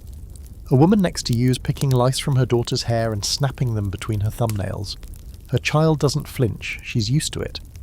You see the same vacant expression you've worn yourself, somewhere between boredom and surrender. Later that morning, you manage to find work hauling crates at the dock. You're paid with a stale roll and a few crusts of salted fish, but you're too tired to protest. Your arms ache. Your back feels like it's splitting. You wonder if the lice are still wriggling under your collar, or if you've finally drowned them in salt sweat. Back at the alley, someone's trying to make a game of the misery. A man with a bald patch and a laugh like gravel is holding up his shirt and shouting, "Look here! A whole colony! We'll name this one Queen Victoria and crown her with a button." And the others chuckle, but no one's surprised. That's the thing about street life in London. Vermin are part of the uniform. Lice, fleas, rats. They don't just follow you, they own you. The average doss house isn't cleaned. Why bother? New tenants bring fresh passengers every night. Mattresses are reused until they rot, and no one can afford a change of clothes often enough to break the cycle. You remember an older woman at the mission once told you a trick. Hang your clothes over a fire overnight. Kills the lice mostly. Burns the fleas. Might burn the coat too, but it's worth it. She laughed like she was joking. You don't think she was. You try it once. Find a small grate near a butcher's back wall and rig a little line using some wire you traded from a mudlark. You hang your coat and sit watch as smoke curls up from it. The fabric sizzles slightly, but you keep it there, praying that the heat is doing more than just shortening the life of your only possession. A rat scurries past. You don't move. The rat doesn't either. You've reached an understanding. Some nights the infestation is so bad you can't sleep. You scratch until your skin breaks, then scratch through the scabs. Some people go mad with it. You've seen them scratching and muttering, digging at their flesh like they're trying to carve out the misery. One man near the cemetery used to sleep standing up, his arms out like a scarecrow, said it kept the bugs off. It didn't. You meet a girl named Molly who swears by vinegar. She drinks it, wears it, claims it repels the lice. You sniff her once. She smells like salad and desperation. But she's convinced, and her hair does look cleaner than most. You might try it if you can find any vinegar that hasn't been diluted to dishwater. There's an old superstition that bedbugs come from hell, that they crawl up through the floorboards at night searching for sinners. If that's true, then you must be the Pope of Sin by now. They've set up house in your cuffs and brought their extended families. You dream of a bath. Not a tin one in an alley, not a stolen pump bucket. A real bath. Porcelain. Soap that smells like lemon. Clean towels, steam rising from the surface. You'd give your boots for 5 minutes in a tub like that. Maybe even your coat. Maybe even... Well, let's not go that far. The strange thing is, no one talks about it anymore. You see the bites, the scratching, the blood, but it's just part of the background noise. Like coughing, like hunger, like the distant sound of a bell from some church that's never opened its doors to you. One day you spot a gentleman walking through spittle fields, gloves neat, moustache waxed. He wrinkles his nose as he passes you, eyes catching on the red marks up your neck. He mutters something, maybe disgrace, maybe filth. You smile, because you're thinking the same thing. And because you know that under his pressed waistcoat, there's probably a body crawling with its own secrets. He just has better soap.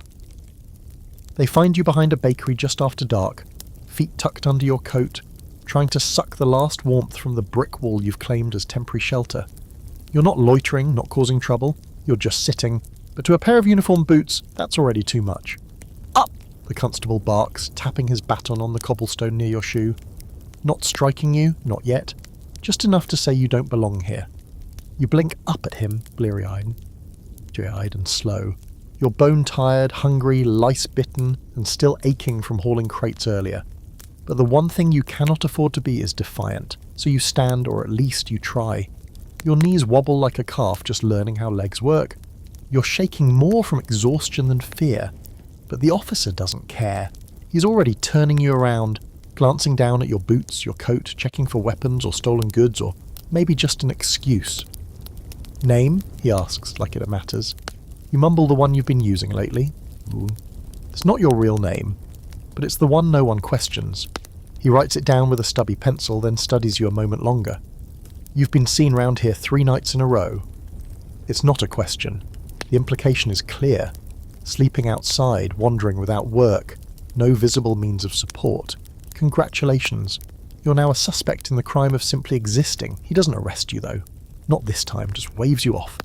Move along, try Bishopgate and stay out of Whitechapel tonight. You walk away slowly, Not because you have anywhere else to go, but because moving too fast makes you look guilty. And standing still, as you now know, makes you look guilty. So really, there's no safe way to exist in the open air after dark in this city. Not unless you're wearing a watch chain and a clean collar. Welcome to the fun little world of vagrancy laws, where survival is always a bit illegal. The Vagrancy Act of 1824 is still alive and well in your time. On paper, it was designed to discourage idleness and disorder. In practice, it criminalises being poor in public. If you're sleeping rough, you're loitering. If you're begging, you're a public nuisance. If you've got nowhere to go and nothing to do, you're exactly the kind of person they want locked up or chased away. The police don't want to arrest you, not really. Jail means paperwork, time, and most of the time there's no room in the holding cells anyway. They just want you gone, shifted, swept to another street, another alley out of sight. Some constables are brutal, batons first, questions never. Others are more bored than cruel. You'll meet both. Eventually you'll learn which stations to avoid, which boots move too fast, which whistles mean trouble. It's a language no one teaches you, but one you learn fluently by force. Tonight you end up in Bishopsgate like the officer suggested. It's quieter, slightly less hostile, though still thick with that faint scent of coal smoke and cooked cabbage.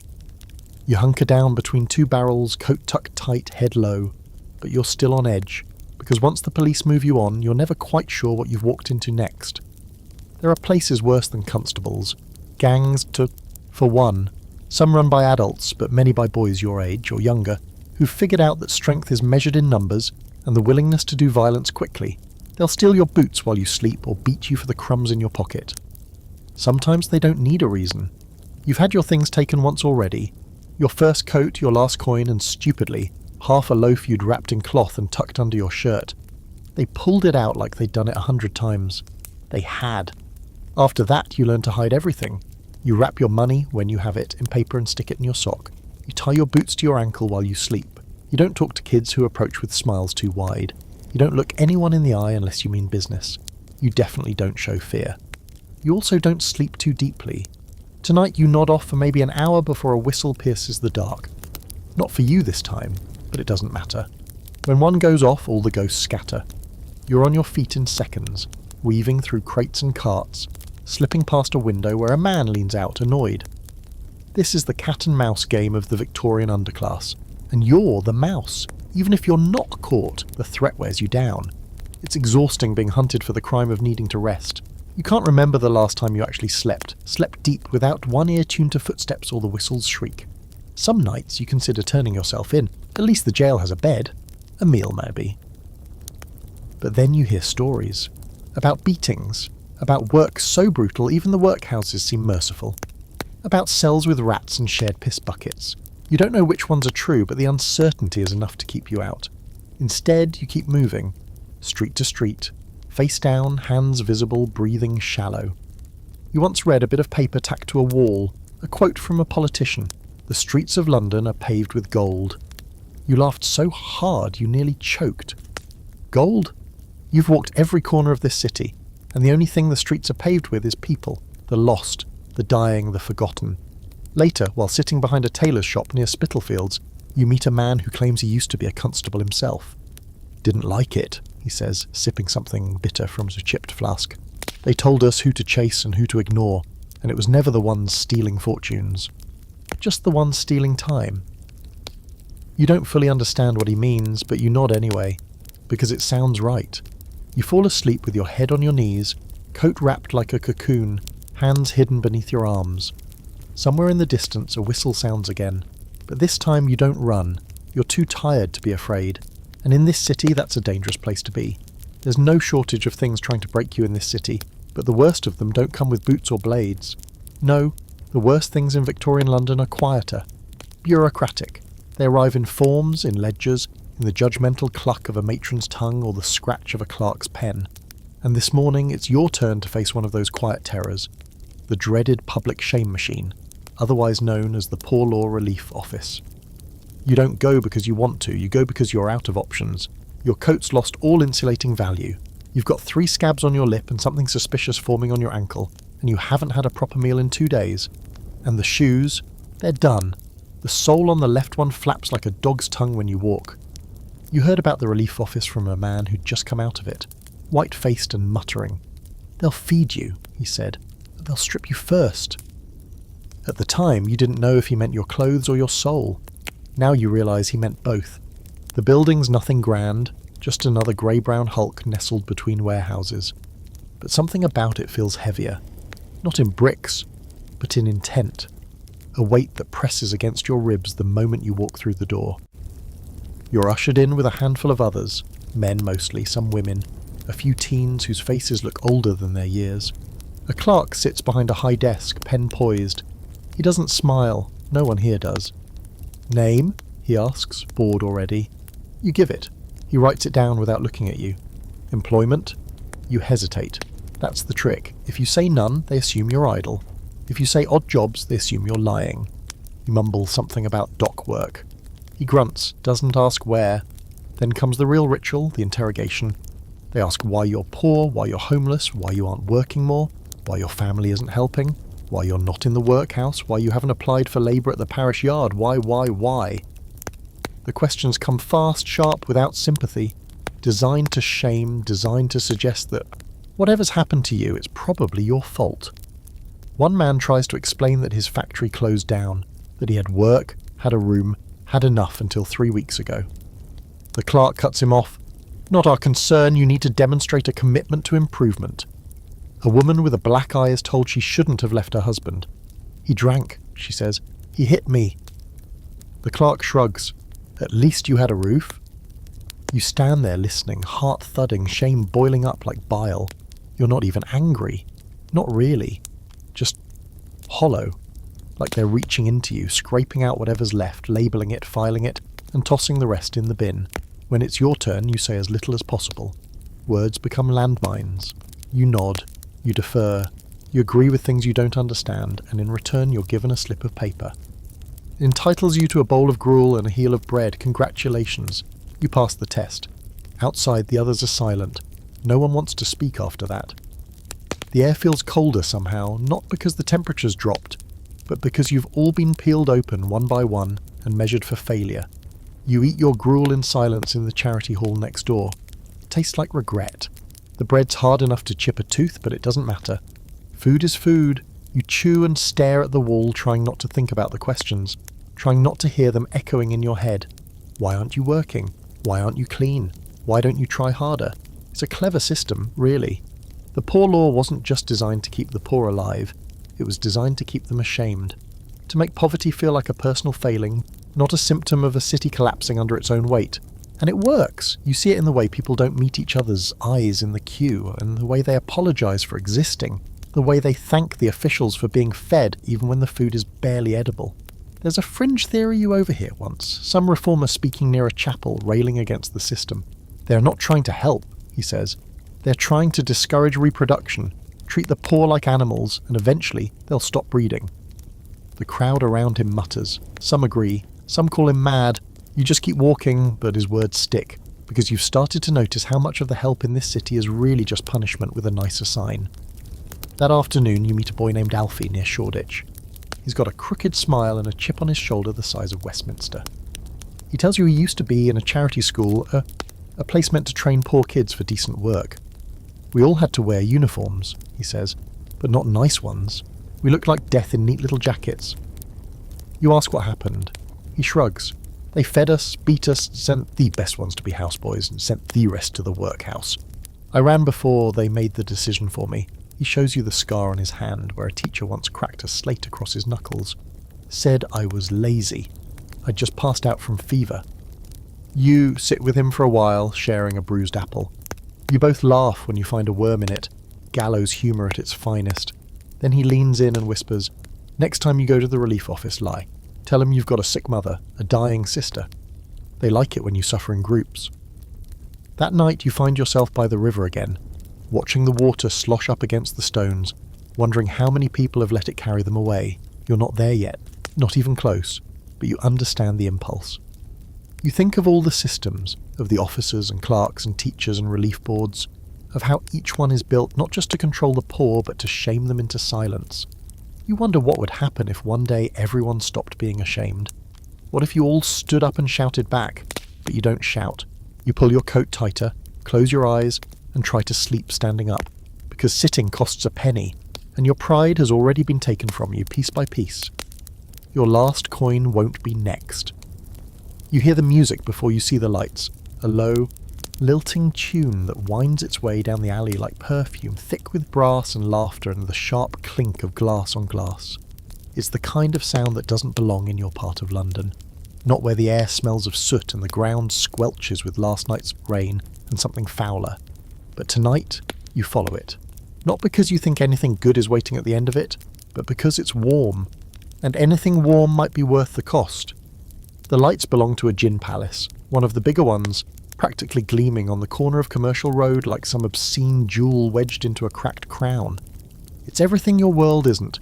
Gold leaf, polished wood, etched glassed windows throwing yellow light onto the slick cobblestones. The kind of place that feeds hope to the hopeless. For a coin or two or three to you. You don't belong here, not really. But no one stops you from walking in. That's the magic of gin palaces. They don't ask questions, they just serve. Doesn't matter if you're in rags or finery, as long as your coins clink, you get a drink. The warmth hits you first, then the smell. Spirits, orange pill, roasted chestnut smoke. People laugh, shout, lean close to whisper things better left unspoken. The bartender wipes glasses that never stay clean and yells over the din. "Who's next?"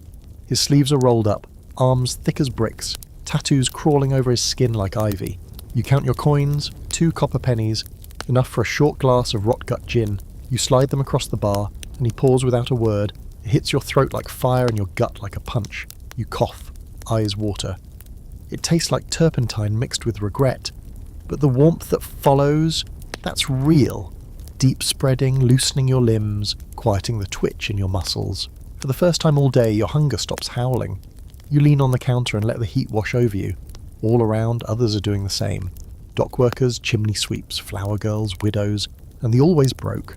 Even a few who look suspiciously like they stole their coats off sleeping men. There's something mesmerizing about it. This temporary kingdom of the poor, lit by gas lamps and blind optimism. For a moment, you can forget what waits outside. For a moment, you can feel something close to alive.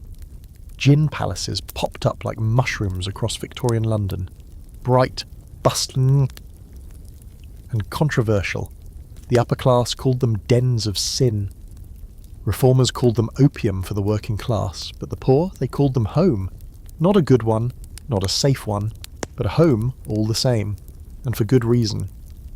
In a city where warmth costs more than food and food is already beyond reach, gin offered a shortcut. 1 penny's worth could banish cold, 2 could hush your stomach, 3 could buy you a blackout, and maybe, if you were lucky, a dream.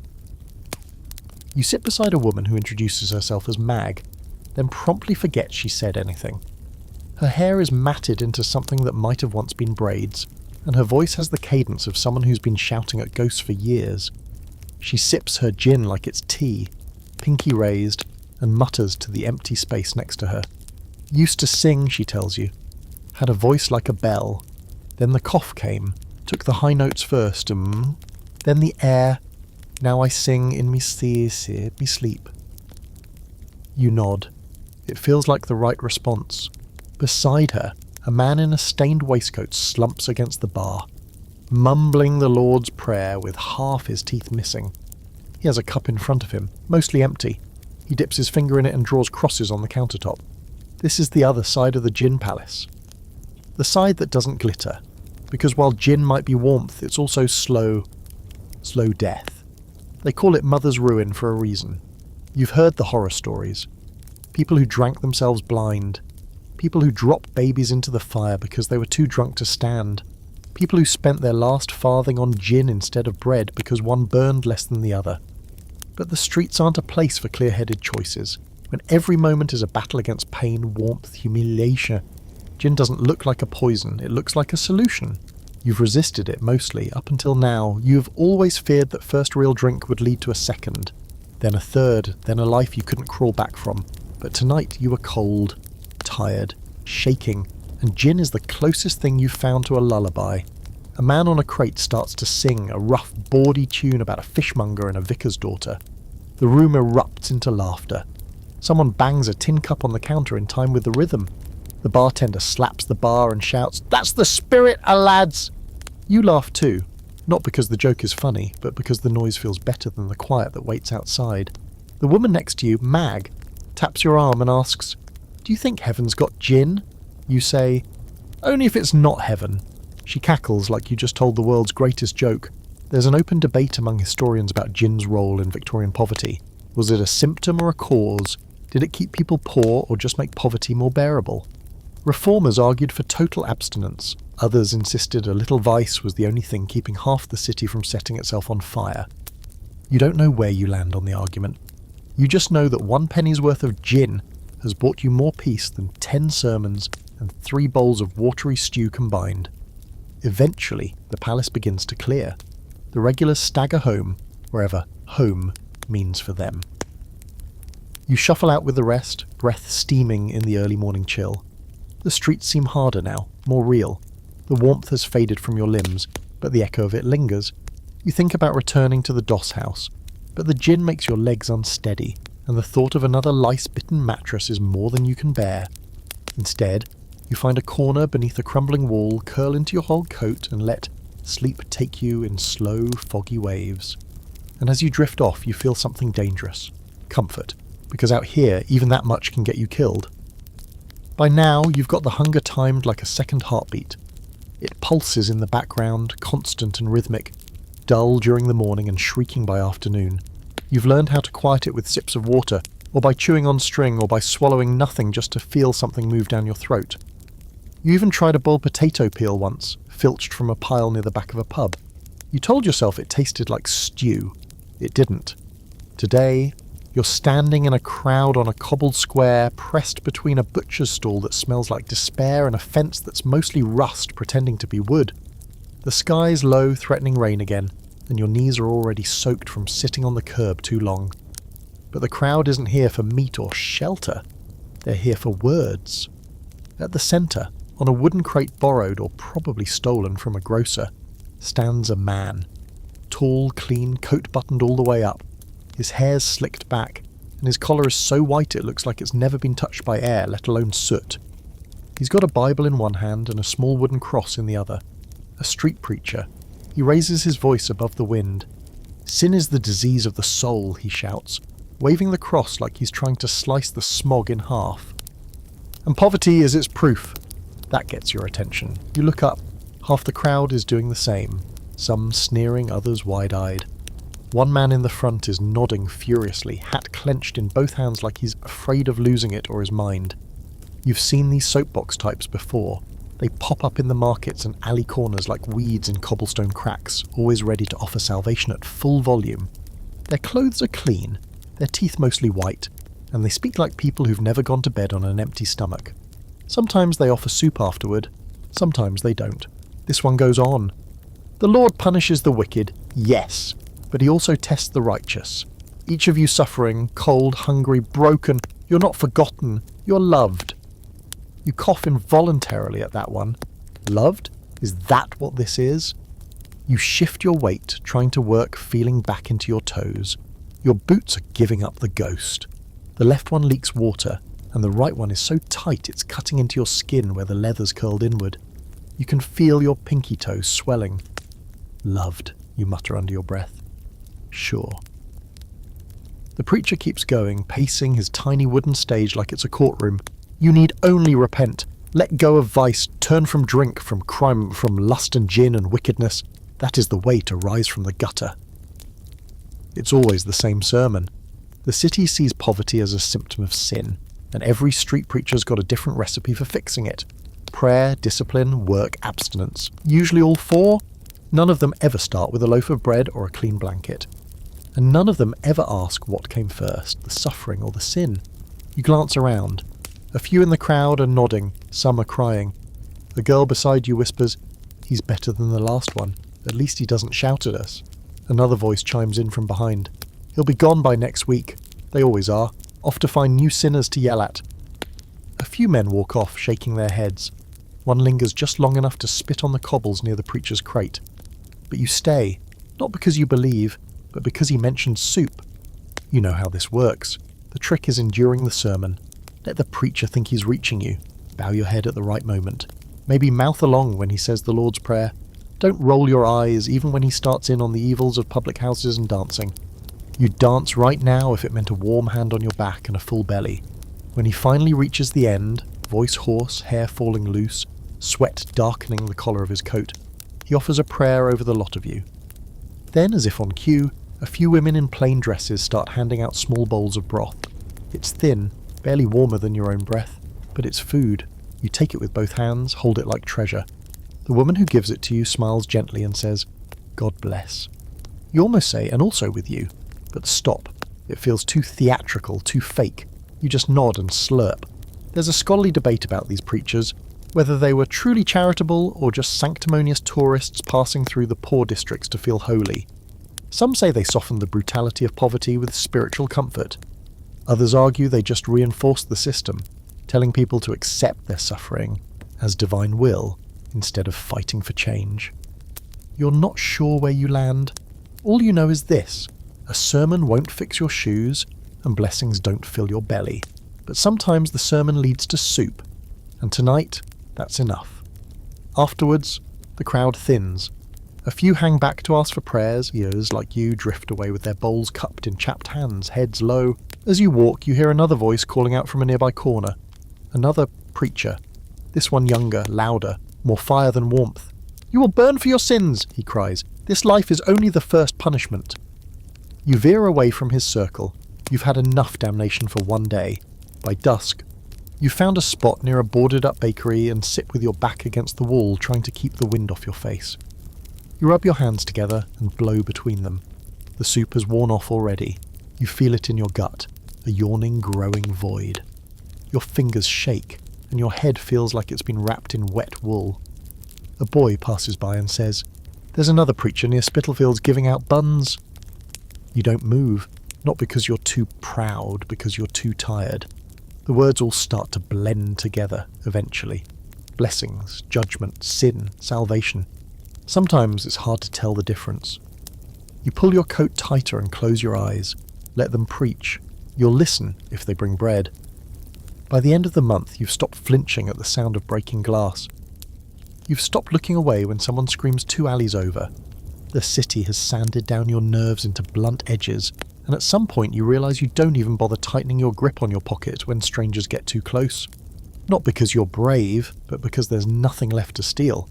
That's probably why the offer doesn't shock you. It comes from a man named Cribbs, or at least that's what they call him.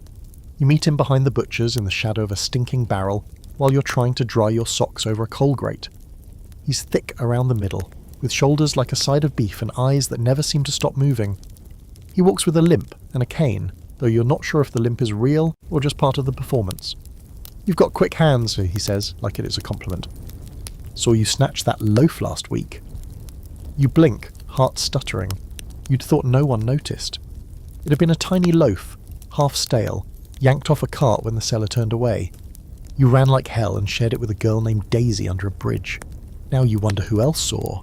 You start to mutter something, deny it, maybe, or pretend you don't understand, but Cribbs holds up a hand. "Don't fret. I'm not the law. Quite the opposite." He leans in, breath sour with ale and bad teeth. "We've got work, see? Real work. None of this butcher's spoot-shining, coal-lugging nonsense. Proper pay for proper hands. You're smart, got the look. We could use someone like you." You ask warily, "Doing what?" He grins, teeth yellow as old parchment. "Collection." You know what that means. You've heard the whispers. There's a web under London's cobbled skin. And it's not just rats and sewage, it's gangs, crews, rings of boys and girls who do more than beg. They pick pockets, run messages, fence goods. Some get recruited into real organised crime, bigger jobs with real stakes, sometimes even real knives. Cribbs claps a meaty hand on your shoulder. "You'll be looked after. Warm beds, hot meals. We don't let our own sleep in gutters." The promise slices right through your caution. A hot meal. You can't remember the last time you ate something that didn't come from a bucket or someone's leftovers. A bed, one that doesn't already have 6 other names attached to it. But you've heard the other stories too. The boys who go in and don't come out. The girls who get sent on errands and vanish. The ones who cross Cribbs, or someone worse, and are found floating near the docks. Their shoes missing, and mouths still opened in surprise. You ask for time to think. Cribbs shrugs. Don't think too long. Cold'll kill you before regret does. He vanishes down the alley like a ghost in a bowler hat. You sit for a long time after he's gone, socks forgotten, boots still steaming near the grate. Because now the question's not if you can make it another night, it's if you should. Because surviving out here is starting to feel like a punishment for something you didn't do. Later you run into Alfie again, the boy who escaped the charity school. You ask if he knows Cribbs. Everyone knows Cribbs, he says, eyes narrowing. He runs the cutters near Covent Garden. Some real brutes work for him. They'll feed you, sure, but only if you bleed for them. Do you know anyone who... Alfie interrupts, sharp. Yeah, I knew 4. He doesn't elaborate. He doesn't have to. That night you sleep in an abandoned stairwell beside a girl who doesn't speak and a man who mutters numbers in his sleep. You hear every creak, every wind whistle, every rat scurry. The cold chews on your toes through the hole in your left boot. Your stomach twists and gurgles. You close your eyes and think about Cribbs's promise. About warmth, food, shelter. About the price you'd have to pay for it. The line between crime and survival is blurrier than anyone up west wants to admit. You don't steal because it's fun. You steal because you're starving. You don't join a gang because you want to. You do it because the alternative is a slow, humiliating death in the corner of a city that's already forgotten you. Some scholars say the criminal underworld in Victorian London was more organised than most businesses. They had codes, territories, schedules. You could vanish into it and make more money than the average factory worker, if you had the stomach for it. Others argue that these gangs just exploited the poor, offering false freedom in exchange for dangerous work and early graves. You don't know who's right, maybe both, maybe neither. You just know you're tired.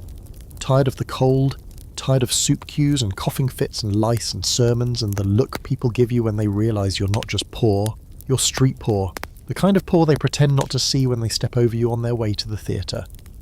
A week later you see Cribbs again. He's talking to 2 other boys, one with a fresh bruise under his eye, the other missing half an ear. He catches your gaze across the alley and tips his hat like he's already won. You nod once, then turn and walk away, because maybe you'll die in a ditch, maybe you'll freeze next week, but for tonight at least, your hands are still your own.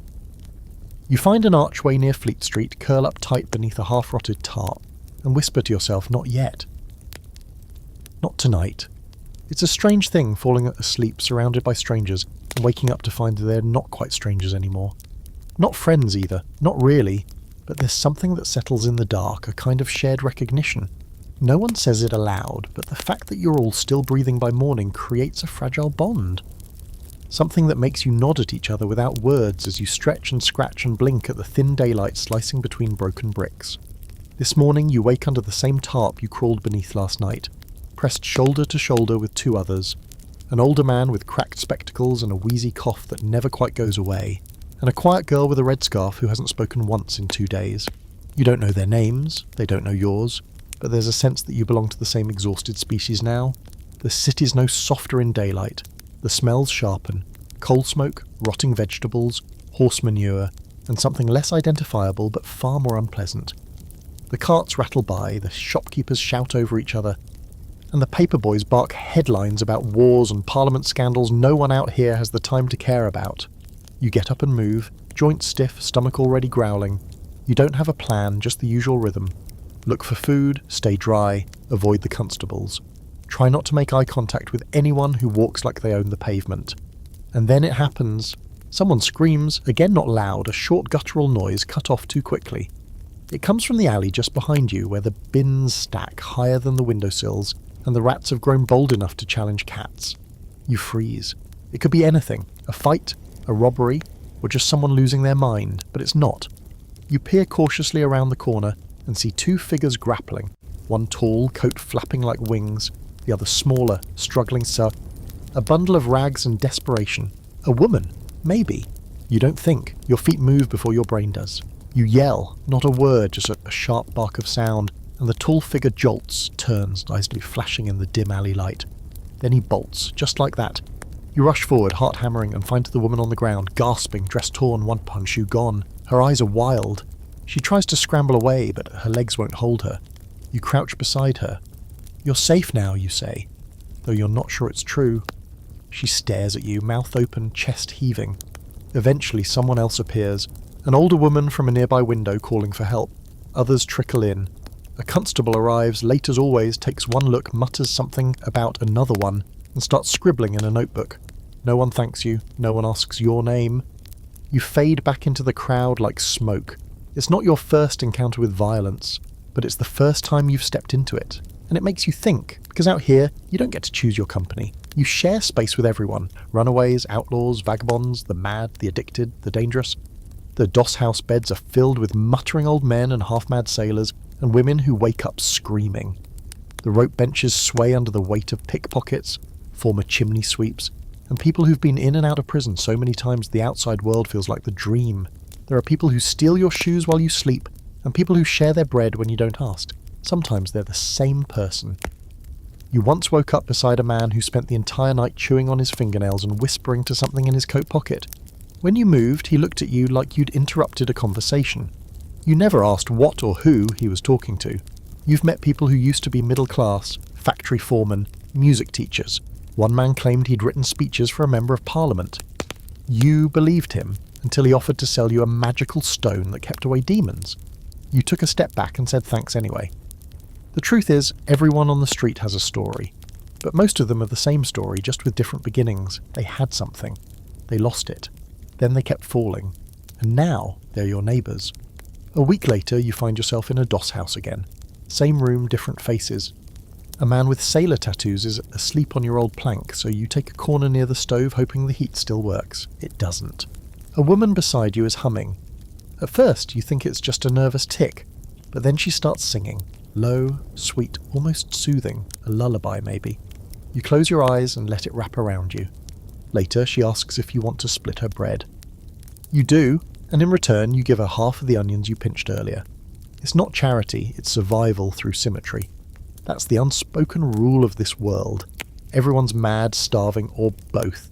But if you can't help someone, at least don't hurt them. Most nights that's the best anyone can offer. The scholars always debate this part. Were the poor more violent than the wealthy? Did the streets breed criminality, or simply showcase the kind that already existed in polite society? Were the rough sleepers truly dangerous, or just conveniently labelled that way? You could answer them. You've seen kindness and cruelty side by side. You've watched a man cut another's purse and then help a baby bird back into a nest.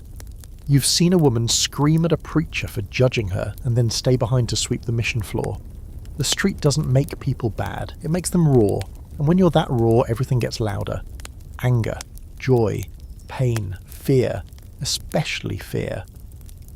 Later that night, while you're lying awake listening to someone snore 3 planks away, you think about the man in the alley, the one who ran. You wonder how many others he's hurt, and how many like him share your mattress tomorrow. You tuck your bag closer to your chest, keep one eye half open, and mutter to yourself the new truth you've learned. Out here, every bed comes with strange bedfellows. Some keep you warm, some keep you awake. You hear them before you see them, shouting, laughing, running barefoot through the mud, like a schoolyard turned loose without a teacher in sight. It's the Rookery near Saffron Hill, the kind of place maps don't bother naming and reformers pretend not to know. The locals call it St. Giles's Nest, though there's nothing saintly about it. Here, the streets narrow into corridors, and corridors into tunnels. And the tunnels? They spit you out into courtyards the size of coffins, crammed with more life than any of it can bear. And this is where the children live. Not visit, not pass through, live. Feral, some people say. The word sounds cruel until you realise it's more accurate than insulting. These kids don't have parents. Or if they do, those parents have long since vanished into the city's machinery. Factory accidents, workhouse graves, debtor's prison. What's left is a generation that's learned how to survive without grown-ups. Or worse, how to outgrow them. You see them everywhere. A boy with a soot-black face climbing the side of a building like a spider, pockets jingling with stolen nails. A girl with hair like straw and eyes too old for her face is trading buttons for scraps of sausage. A toddler in a piss-soaked dress squatting next to a dead rat and laughing. You're here because you've run out of places that won't kick you out on sight, and the Rookery has one simple rule: no questions. You settle near a stack of old crates that might once have held apples but now smell of mildew and rats. The moment you sit, the kids start circling. Not threatening exactly, just curious. One boy, maybe 7, crouches near your boot and taps the hole in the toe with a stick. "Bet I could fit me thumb in there," he says, grinning like it's a compliment. "Bet I could fit you in there," you reply, voice dry. He cackles and runs off. Another girl offers you a bit of chalk in exchange for a joke. You don't know any jokes, so you make one up. Something about a butcher, a bishop, and a one-legged goat. She doesn't laugh, but she gives you the chalk anyway. That's how currency works here. Within the hour you're surrounded. Not completely part of them, but not entirely separate either. A few of them have names, or something like names. Peg, Lanky Jim, Shrub Buttons. Others go unnamed, communicating in whistles and gestures like sparrows. They don't trust you, not yet, but you're tolerated, which is more than you can say for most of the city. What's remarkable is how efficient they are. These kids run everything. They've got lookouts stationed near each alley mouth, 2 shrill whistles for police, 1 low whistle for food carts. A pair of boys take turns washing clothes in a rain barrel using a rock and what smells like vinegar. One girl acts as the nurse, dabbing cuts with stolen brandy and wrapping bandages made from torn undershirts. You see a boy no older than 5 sell a rusted spoon for a penny. He stares the buyer down like a seasoned negotiator. They run their own economy, their own law, their own rules, but the rules are strange.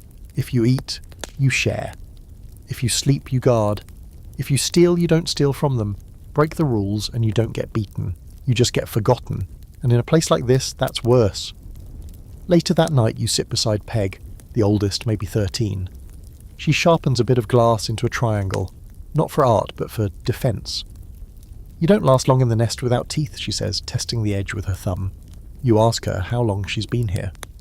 "Don't remember," she replies. "Too long if I know how to count. Not long enough if I know how to leave." She tells you about the man who used to collect kids from the rookery. Promised work, promised beds. She spits on the ground when she mentions him. "Took 6 of us in 1 week. Only 2 came back. 1 had a limp, the other stopped speaking. Don't take work you didn't ask for. That's the rule." Then she pauses, looks at you. "You're not bad," she says, "but don't think we'll save you. We're not mothers." You nod. "I wouldn't know what to do with one anyway." She snorts. "Good. That means you've got a shot." The night air cuts deep in the rookery. You wrap your arms tight, but the cold gets in anyway, through the soles of your boots, the holes in your sleeves, the cracks in your chest. You hear coughing from 4 different directions. A baby cries once and then falls silent. Somewhere a violin plays 2 broken notes and stops, and over it all the soft, constant hum of children being adults. You wonder how many of them will live to 18. Scholars would later call these street Arabs, borrowing the name from the exotic. They'd write articles and take photos, fascinated by the idea of self-governed children in the shadows of empire. Some would call them inspiring. Others, tragic. Most would never set foot in a rookery. The truth is simpler. These aren't symbols. There are not metaphors. There are just kids. Kids who know how to make stew out of turnip peel and ditch water. Kids who sleep with one eye open and tie their shoes to their ankles. Kids who trade marbles and misery like currency. Kids who have never held a book but know 3 ways to fake a fever and 4 ways to lie to a constable. You close your eyes and try to sleep. You can feel Peg watching you, not with pity, with calculation. And somehow that's more comforting, because in the rookery, pity gets you killed. But usefulness, that might buy you another day. The cold doesn't really arrive all at once. It creeps in slow and slippery, like a thief with soft shoes. First it's your breath puffing a little thicker in the morning, then your fingers refusing to bend properly after a night on stone. Then one morning you wake up and your boots feel like bricks of ice and the puddle next to your head has gone glassy. You don't need a calendar to know what season it is. In London, winter isn't a date, it's a punishment. You've survived other nights, rain-soaked, half-starved, lice-ridden, but winter is a different enemy. Hunger you can outwit. Police you can dodge. Shame you can swallow. But the cold doesn't negotiate. The cold doesn't care how strong you are. It just takes. You learn fast. You start sleeping in shifts. Half an hour upright, half an hour curled like a cat, then stand and stomp your feet until the blood returns. You shove your hands under your arms, then between your legs, anywhere they might remember what heat feels like. You trade a scrap of bread for a strip of newspaper and wrap it around your stomach like armour. You pull your coat tighter even when you know it won't help. And still, the cold gets in. The city looks different now. Every surface slick. Every breath a visible thread. The fog, already a year-round regular, becomes thicker, heavier, almost alive. It presses against you like a second skin, damp and clingy and always just a little colder than you remembered. Fewer people sleep outside now, not because they've found beds, but because they've stopped waking up. A boy was found frozen behind a coal cart yesterday morning. 8, maybe 9, wrapped in a sack, curled like a comma. When someone prodded him, his arm stayed stiff in the air like he was still reaching for something. They took him away in silence. No one even asked his name. You knew him. Not well. You'd shared a spot of tea once. His name might have been Charlie, might not have been. You tell yourself it doesn't matter, but it does. Everywhere you go, the air bites. Your breath hitches every time you try to stand up too quickly. You've stopped feeling your fingers properly. You keep your arms tucked close to your chest like a bird trying to remember how to fly. The doss houses are packed now, overflowing with men and women offering anything just for floor space. Prices have gone up too. What cost a penny in the fall now costs 2. The coffin beds are full by sundown. Even the rope houses turn people away. You try the mission, but they're only letting in the most desperate cases. A woman with blackened toes beats you to the front. You let her have your place in line. You don't regret it, not even a little. That night you end up in an alley with 4 others, huddled together like coals trying to spark. A man named Elias, who says he used to work in a watchmaker's shop, suggests rotating shifts. 2 up, 3 down, he says. The standing ones keep the others warm, switch every hour. It's a stupid system and it almost works, but by the second hour one of the standing men passes out and falls hard on the stone. When he hits, there's the sound of like a drop sack of flour and a breath that doesn't come back. You don't even know his name. No one moves him until morning. You try to get to a pump to warm your hands, but the spout's frozen. You knock it with a rock, and the ice rings like a bell. The sound echoes in your head for longer than it should. Your coat is officially useless. It smells like everything it's absorbed. Fish, grease, sewer gas, rotting leaves, spilled gin, and the faint iron scent of blood you can't explain. You found it abandoned near a fire grate months ago and loved it like a pet. Now you dream of burning it just to feel what heat might be like again. Some say this is the coldest winter in decades. Others say it's the same as every year. But they're thinner now and their bones can't lie about it anymore. You try to keep moving. That's what everyone says. Keep moving. Movement makes heat. Movement makes hope. But every step is a chore, your knees locking like rusty hinges, your shoulders curled forward like you're folding into yourself. Sometimes you think if you stand still long enough, you'll simply calcify into a statue and become part of the alley wall. You catch a glimpse of yourself in a cracked shop window, cheeks hollow, skin ash grey, lips cracked and bleeding at the edges. Your eyes look too big for your face. You don't recognise what stares back. There's something animal in it. You duck your head and keep walking. You find an old woman in a doorway, her blanket stiff with frost. You call out. No response. You nudge her gently. Her eyes don't open. You touch her hand and it's wood. You take the blanket. You hate yourself for it. You thank her anyway. There's a charity wagon that comes by once a week. Part soup kitchen, part sermon, part performance. They set up in Spitalfields with a brazier and pass out hot broth to a select few. You watch as the first few people lurch forward, eager, desperate, nearly clawing at each other. A man gets knocked down. A woman steps over him. When your turn comes, there's no broth left. God loves you, the volunteer says, and offers a pat on the shoulder instead. It's not warmth, but you pretend it is. You go back to the alley that night and curl up next to the steam grate behind a bakery. A rat scurries by. You don't even flinch. You're beyond flinching. You whisper to yourself to stay awake. You've heard that falling asleep in the cold is like drifting into a dream, that it feels peaceful, that the end is painless. That's the trick. So you count 1, 2, 3. The numbers don't mean anything, but they keep you tethered. 4, 5, 6. This city doesn't care how many winters you survive. It only counts the ones you don't. You don't remember collapsing. 1 minute you're standing, or maybe walking, or maybe just leaning against a lamppost, watching your breath rise like fog. The next, there's a hard, wet surface beneath you, and a blur of voices rising above you like seagulls at a market stall. You're cold. So cold it feels like your bones have been hollowed out and filled with ice water. And yet somehow you're sweating. Everything stinks of sewage and soap and boiled cabbage. Somewhere nearby someone is groaning. Someone else is praying. You're in a hospital. You know this without anyone telling you, because there's only one place in London where the poor are allowed to collapse without being kicked, cursed, or carted away by the police, and that's the charity ward. More precisely, the free ward. No fees, no feathers, no questions, at least not right away. The bed beneath you is little more than a wooden frame with a thin pad, but it feels like you've sunk into feathers. Your limbs are still stiff, but they're wrapped in something warm. Blankets, real ones, cleanish. There's a soft clink nearby, and then the unmistakable sound of liquid being poured. A woman's voice hisses. Only half. He won't hold it down. You open your eyes and immediately regret it. The ceiling is a blur, grey and high, with cracks that look like spiderwebs. The light stabs at your temples like needles. A nurse leans over you. She's got a cap pinned tightly to her scalp and the kind of frown that looks permanent, like someone carved it into her with a chisel. "Look who's back from the dead," she mutters. "Don't try to move. You're half frozen and fevered. You'll undo all our work." You try to speak, but your throat is raw. Your voice comes out like dry paper rubbing against itself. She lifts a cup to your lips. The water's lukewarm and slightly metallic, but you drink like it's nectar. Then you cough until your chest rattles like a broken stovepipe. The nurse doesn't flinch. "Consumption, probably," she says, almost cheerfully. "Or pleurisy, or the influenza, could be all three, we'll see." She walks away, and you let your head fall back. Around you, the ward is a long row of misery dressed in nightshirts. Some people sleep quietly, others twitch or mutter, or stare at the ceiling like they're trying to escape it. There's a woman down the row whose moans never stop.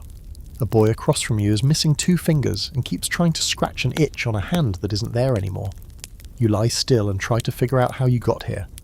And then it comes back, blurry at first, like a dream that stinks of horse dung and ash. You remember walking, or maybe just drifting. You remember thinking about sleep. You remember the slow weight pulling you toward the ground and a man's voice, shouting, laughing, praying. You remember nothing else. The hospital is better than the street. That much is obvious. You're warm, you're inside, no one's charging you a penny to sit upright.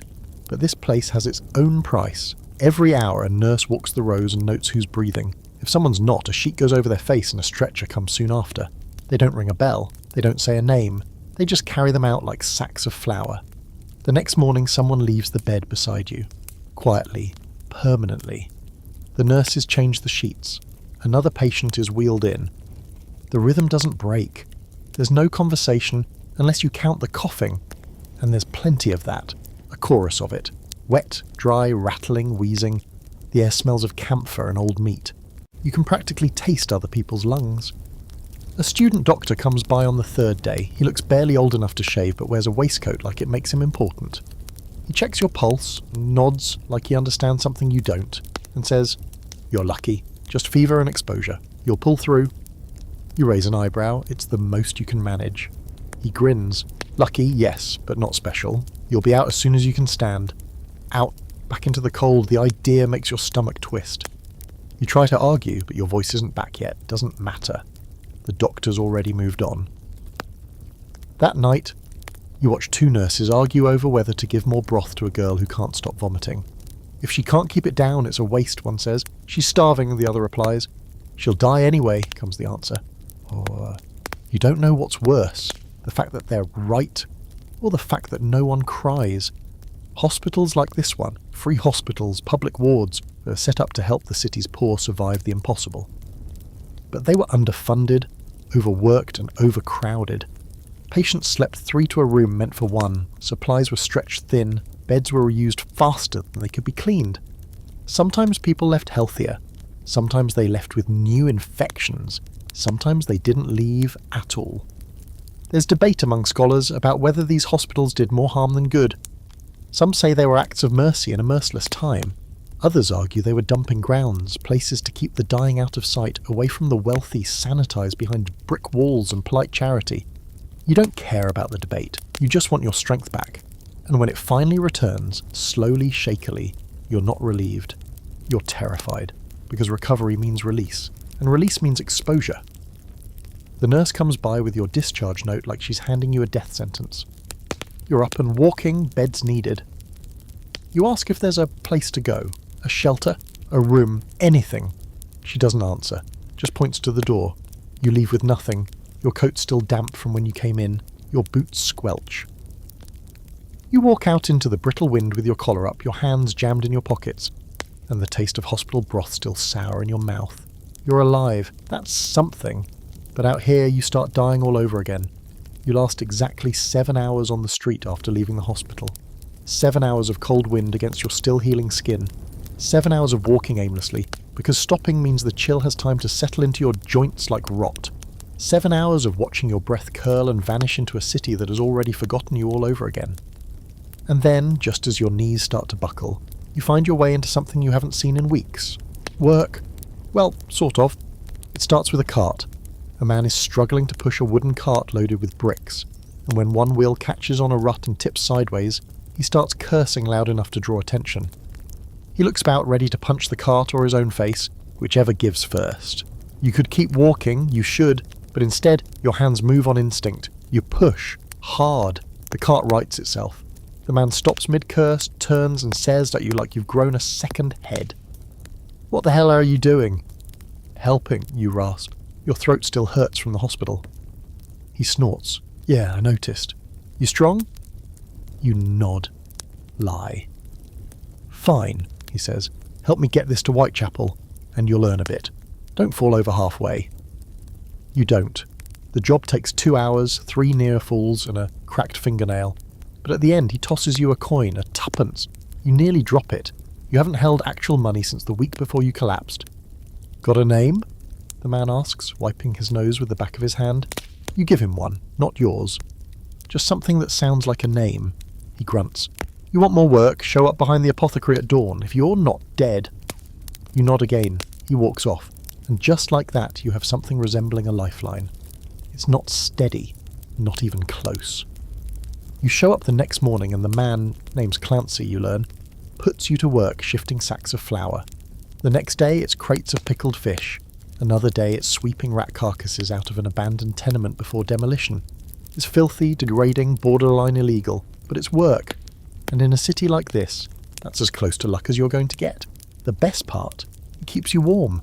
The worst part, the pay is whatever Clancy feels like giving you, and there's no arguing with a man who carries a rusted hook on his belt and once pulled it out to clean his fingernails mid-conversation. Still, the coin stacks slowly. Not stacks exactly. Accumulates. A few coppers here, a penny there. Enough, finally, to buy a whole hot meal without asking questions about where it came from, or waiting through a sermon first. You walk into a pie shop with steam fogging the windows and buy a meat pie. Real meat or something close to it. You eat it standing, too afraid to sit in case it's all a dream. The crust flakes under your fingers, the gravy burns your tongue, it's heaven in a paper wrapper. For 10 minutes you're not poor, you're just full. The job brings something else too, something you didn't expect. Routine, a rhythm, wake up, walk, work, eat, sleep. Even if you're still sleeping in a stairwell or behind a chimney sweeps, you do it with the knowledge that you'll earn something tomorrow. It's not security, not even harsh and close, but it's the illusion of it. And that's almost as good.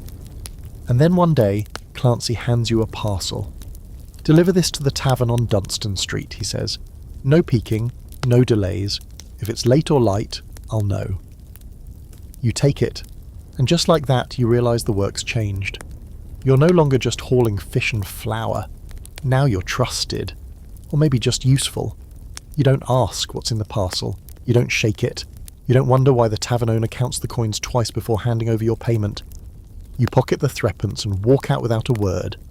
And that's how you become part of the grey line between honest and not. The city's full of it. People operating just outside legality, bending rules so far they hum, living in the space between crime and commerce. You don't tell yourself you're a criminal, but you don't ask for receipts either. There's an open debate always about this sort of labour. Some say it's survival.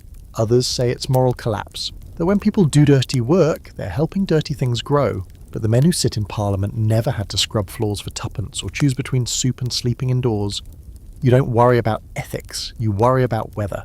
One night, Clancy pays you in advance, a whole shilling. You stare at the coin. It feels too heavy for its size. What's this for? Tomorrow, he says, if you show. If not, don't come back. You don't know if it's a threat or a warning. You nod anyway. That night, you rent a rope bed, a real one. You step into the penny hang like a king entering his throne room, pay your coin, and sling your arms over the taut rope like it's the softest mattress in the kingdom.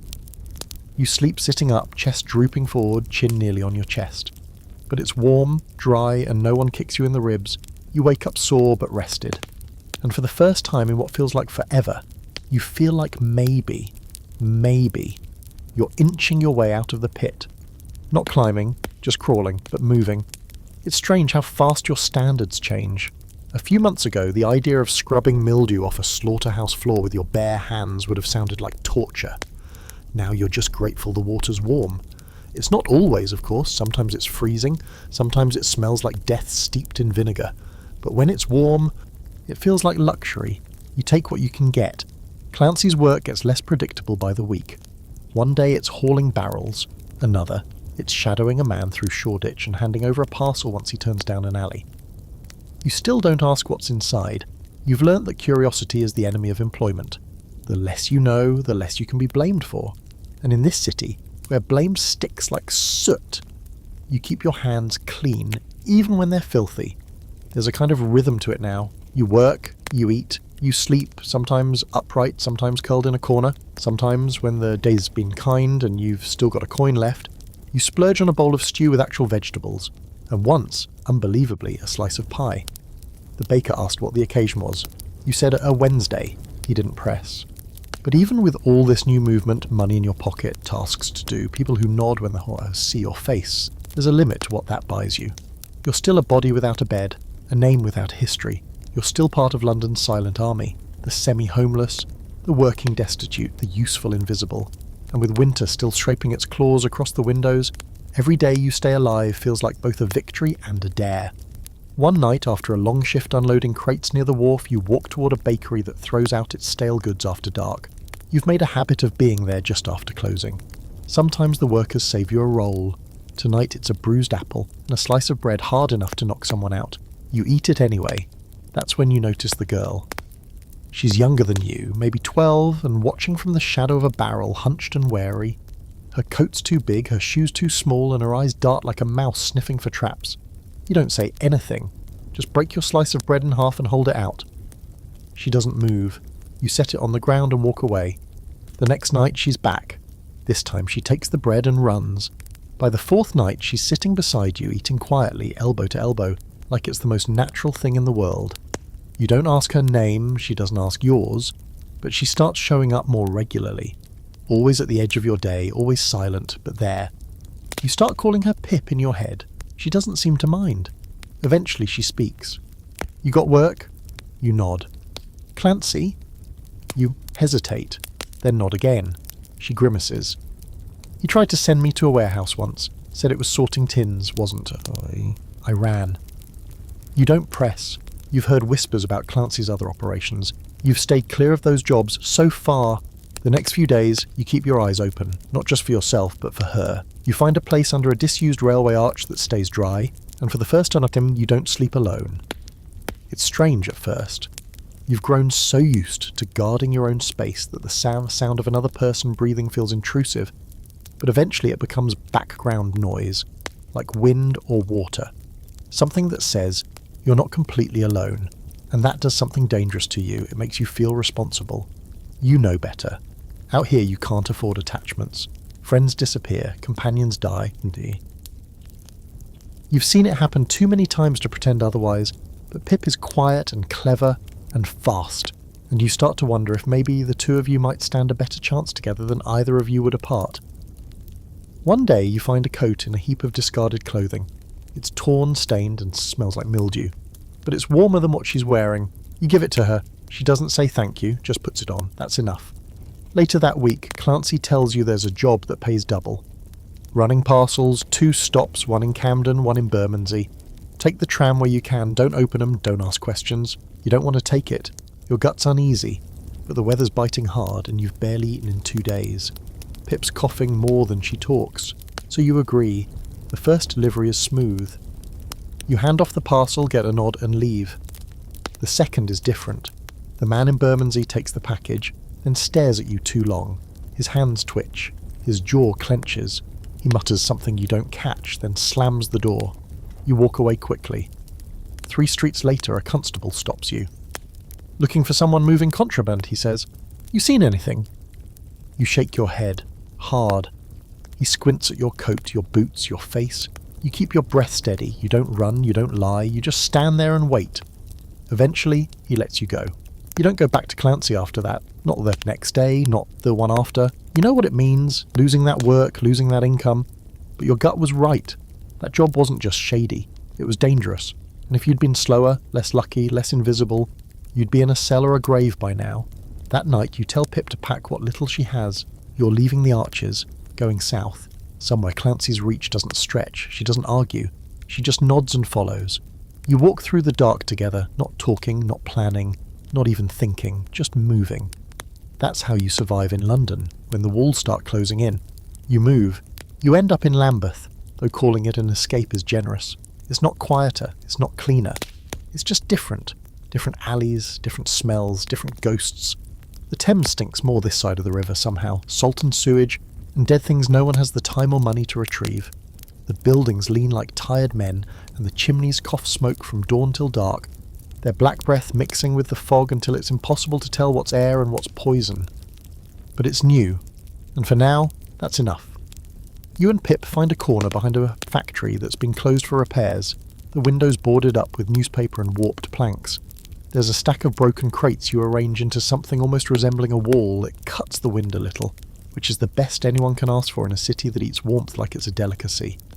Pip's still coughing, not the wet rattle in the lungs sort, but the sharp dry kind that stings the throat and refuses to go away. You scavenge for anything, bits of cloth to line her coat, dregs of tea left behind in cracked mugs, even a half-burnt candle that might let you pretend there's a hearth somewhere in your life. She draws shapes in the dirt when she thinks you're not watching. Cats, stars. Once, a bird with its wings stretched wide. Have you ever been on a train? She asks one night. You nod. Lie again. You've ridden trams, yes. Clung to the sides of moving carts, sure. But trains?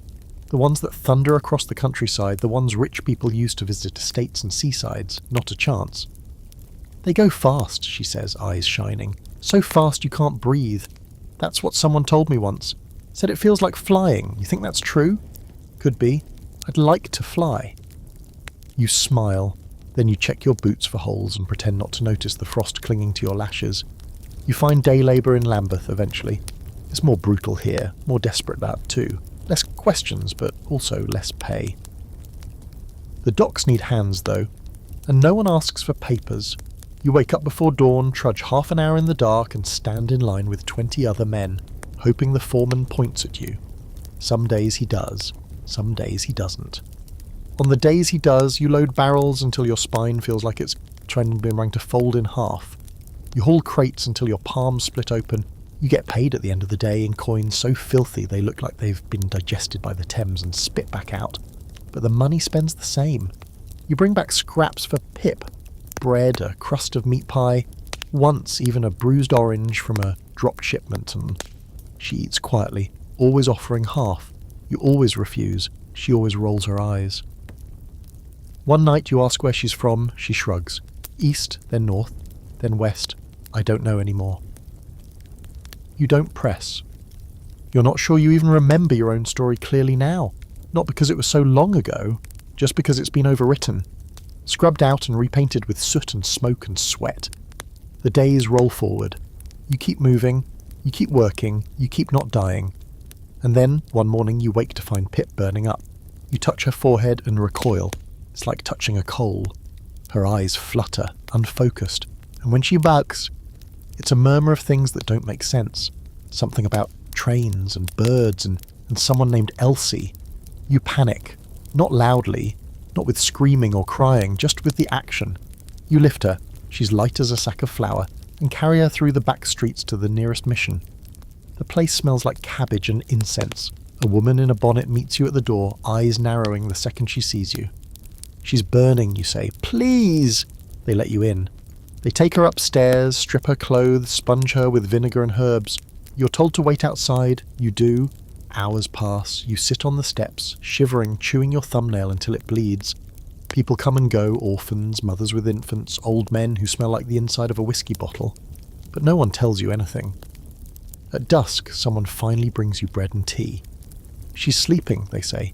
Might stay, might not. We'll see. You ask to sit with her. No visitors, the woman says, then more gently. She's in good hands now. You nod, numb. You sleep outside the mission that night. Not because there's nowhere else, but because you can't leave her. You curl against the stone steps like a dog. A few people step over you. One kicks you. You don't move. By morning, your joints ache so badly it takes a full minute to stand, but you do. You always do. Inside, they tell you Pip's still sleeping, fever down, still weak. If she improves, we'll move her to the girls' dormitory. And me? They shake their heads. You don't belong there. They can feed her, teach her, even find her a position, maybe. A real future, far from the alleys. You're the past. She doesn't see you when they take her upstairs, doesn't wave, doesn't open her eyes, just disappears beyond a wooden door, wrapped in blankets and clean linen, into a world you can't enter. You walk away slowly, boots dragging, and for the first time since you've come to this city, you don't feel hungry, you don't feel cold, you just feel empty. The debate among historians is whether these missions were salvation or soft prisons. Some say they saved lives. Others argue they erased them, scrubbing away identity, family, memory, until all that remained was a well-behaved servant girl in borrowed shoes. You don't care. You just know that Pip is warm, she's inside, she's off the street. And you? You walk back into the fog, alone again, still walking, always walking. You make it through the next few weeks by routine alone, one foot in front of the other, one breath at a time. You stop counting days. Time becomes weather, hunger, noise. You track it by the changes in the wind, the way the frost bites harder, or the way the sunrise starts to arrive half an hour later than it did the week before. You think about Pip every night, but you stop waiting outside the mission. Not because you don't care, because if you stay too long, you might knock on the door, might ask for her, and you know what the answer will be, and you can't afford another no. You've survived enough of those already. Clancy's gone now, or maybe just operating deeper underground, where even the rumours can't follow. You hear someone took over his work, but you're not interested. The docks still offer labour when they need it. You do the work, take the pay, and leave without making eye contact. You speak only when necessary. You move like smoke. You've become exactly what the city wants from people like you. Quiet, useful, invisible. One night, while unloading coal, you meet a man with hands like shovels and a mouthful of phrases like, "You look like you've been beaten by every hour of the day." His name is Horace. He doesn't ask questions, doesn't tell jokes, just works. But he shares his lunch, a wedge of cheese wrapped in wax paper, and that's all the conversation you need. You fall into step with him after that. Not friends exactly, more like adjacent survivors. Then one morning you wake up with a new pain in your ribs. At first you think it's a bruise, maybe from a crate or sleeping wrong, but it lingers, deep, hot. You try to ignore it. You keep working, you keep walking, but it spreads. Breathing feels like chewing glass. By the end of the week your legs are weak, your head pounds, your fingers tremble even when you're warm. You sit on a crate behind the bakery where you used to find food and try to will yourself to stand. You can't. Horace finds you there an hour later. "Bloody hell," he mutters. "You're burning." You shake your head. Try to argue, but the words don't form. He carries you. You're too far gone to be embarrassed by it. The world swims around you. Street sounds blur. The reek of the Thames hangs thick in your nose. You end up back in a hospital ward. A different one. Smaller, grimmer. Not one of the well-lit charity hospitals with their pale curtains and proper nurses. This one's behind a chapel run by nuns with hands like bones and eyes that don't blink. They don't ask your name. They don't ask for payment. They just strip you down, wrap you in blankets and mutter prayers while dabbing your skin with vinegar and holy water. You're not sure how long you're there. Could be days, could be weeks. The fever eats time. You wake to faces that blur. Sometimes Horace is there. Sometimes he's not. Once, you swear you see Pip standing near the doorway, older, dressed like a maid, hair pinned up neatly. But when you blink, she's gone. Delirium is like that. You dream of bread, of benches, of ropes stretching across your chest like the arms of a ghost. You dream of the old man in the doss house counting coins in his sleep, of Daisy with her pigeon, of Mag with her gin and her invisible friend. You dream of being clean, of riding a train, of flying. You survive, somehow. The pain eases. Your breath comes back, your skin dries out. You can sit up again without seeing stars, and when they let you walk, they give you a fresh shirt, threadbare but whole, and tell you softly, "The bed's needed." You're strong now. Strong. You laugh at that. You're not strong, you're just not dead. You leave the hospital with nothing in your pockets. You expect the cold to hit you like it did last time. It doesn't. Not right away. The air is still sharp, but it smells faintly of spring, mud, moss, wet bark. You see green pushing through the cracks in the pavement. You hear birds again. You walk to the river, stand on a bridge, and watch the water churn beneath you. It's thick and brown and indifferent. It carries everything away, bottles, flowers, bodies. You imagine jumping. Not because you want to die, because you want to float. You don't jump, you walk instead. Down along the south bank, through a mess of fish stalls and steam grates, until you see a familiar shape, the rope house. You haven't seen one in weeks. You step inside, it's quiet. Only 3 others hang from the line, heads bowed, snores soft. The keeper eyes you, then jerks his head toward the rack. You got coin? You check your boot. Somehow, miraculously, you do. 1 penny. You nod. He shrugs. Seat's yours. You step to the bench, swing your arms over the rope, let your head droop forward. It's not a bed, it's not safety, but it's enough. You close your eyes, you drift. There's no grand ending in poverty, no last battle, no trumpet. Just another night survived. Another meal scrounged. Another bench leaned against. Another copper earned. Another shadow walked through without falling. That's the part no one writes about. Not the horror of it. Not even the hope. Just the endurance. The soft, stubborn, bitter miracle of still being here. And as you dangle over the rope, your body swaying gently with the breath of others like you wonder, not for the first time, if maybe that's the closest thing to freedom this city will ever give. So now, here you are. You've made it through, not to comfort or glory or redemption, but to the end of this story, which is its own kind of miracle. You've wandered through the rookeries and rope houses, tasted broth thin as excuses, and rubbed shoulders with pickpockets, preachers and ghosts. You've seen what it meant to survive in a city that didn't just forget its poor, it built entire systems to keep forgetting them over and over again, every single night. You didn't start out thinking you'd become an expert in sleeping upright for a penny, or gauging the moral alignment of a man based on the angle of his top hat, or how to warm your hands over a sewer grate just long enough before the constables move you on. You didn't plan to carry other people's secrets, or see the world from the level of the gutter, or learn how easily people's lives could disappear between the cracks of a cobblestone street. And yet here you are. Maybe you're still hanging by the rope in that penny house, body bowed but alive. Maybe you've made it to a cleaner bed somewhere, washed your hands, kept a job, found a coat with fewer holes than memories. Maybe Pip really did find a new life. Maybe she tells stories now about birds and train rides and a boy who once gave her half his bread. The truth is, Victorian London wasn't a Dickens novel. It didn't end with redemption baked into a pudding. For most people sleeping rough, there was no twist of fate. No lost uncle returning with an inheritance. There was just another day, another alley, another hope that tomorrow the frost wouldn't settle too deep in the lungs. But you know what? You've lasted. You've endured. And out there, in the middle of soot and sermons and soup lines, that was something holy in its own right. Now take a deep breath. Let your muscles relax.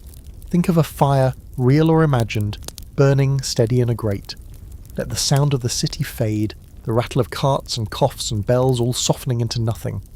Let your thoughts drift, not toward what you've endured, but how far you've come, because you're still here, and that counts. Sweet dreams.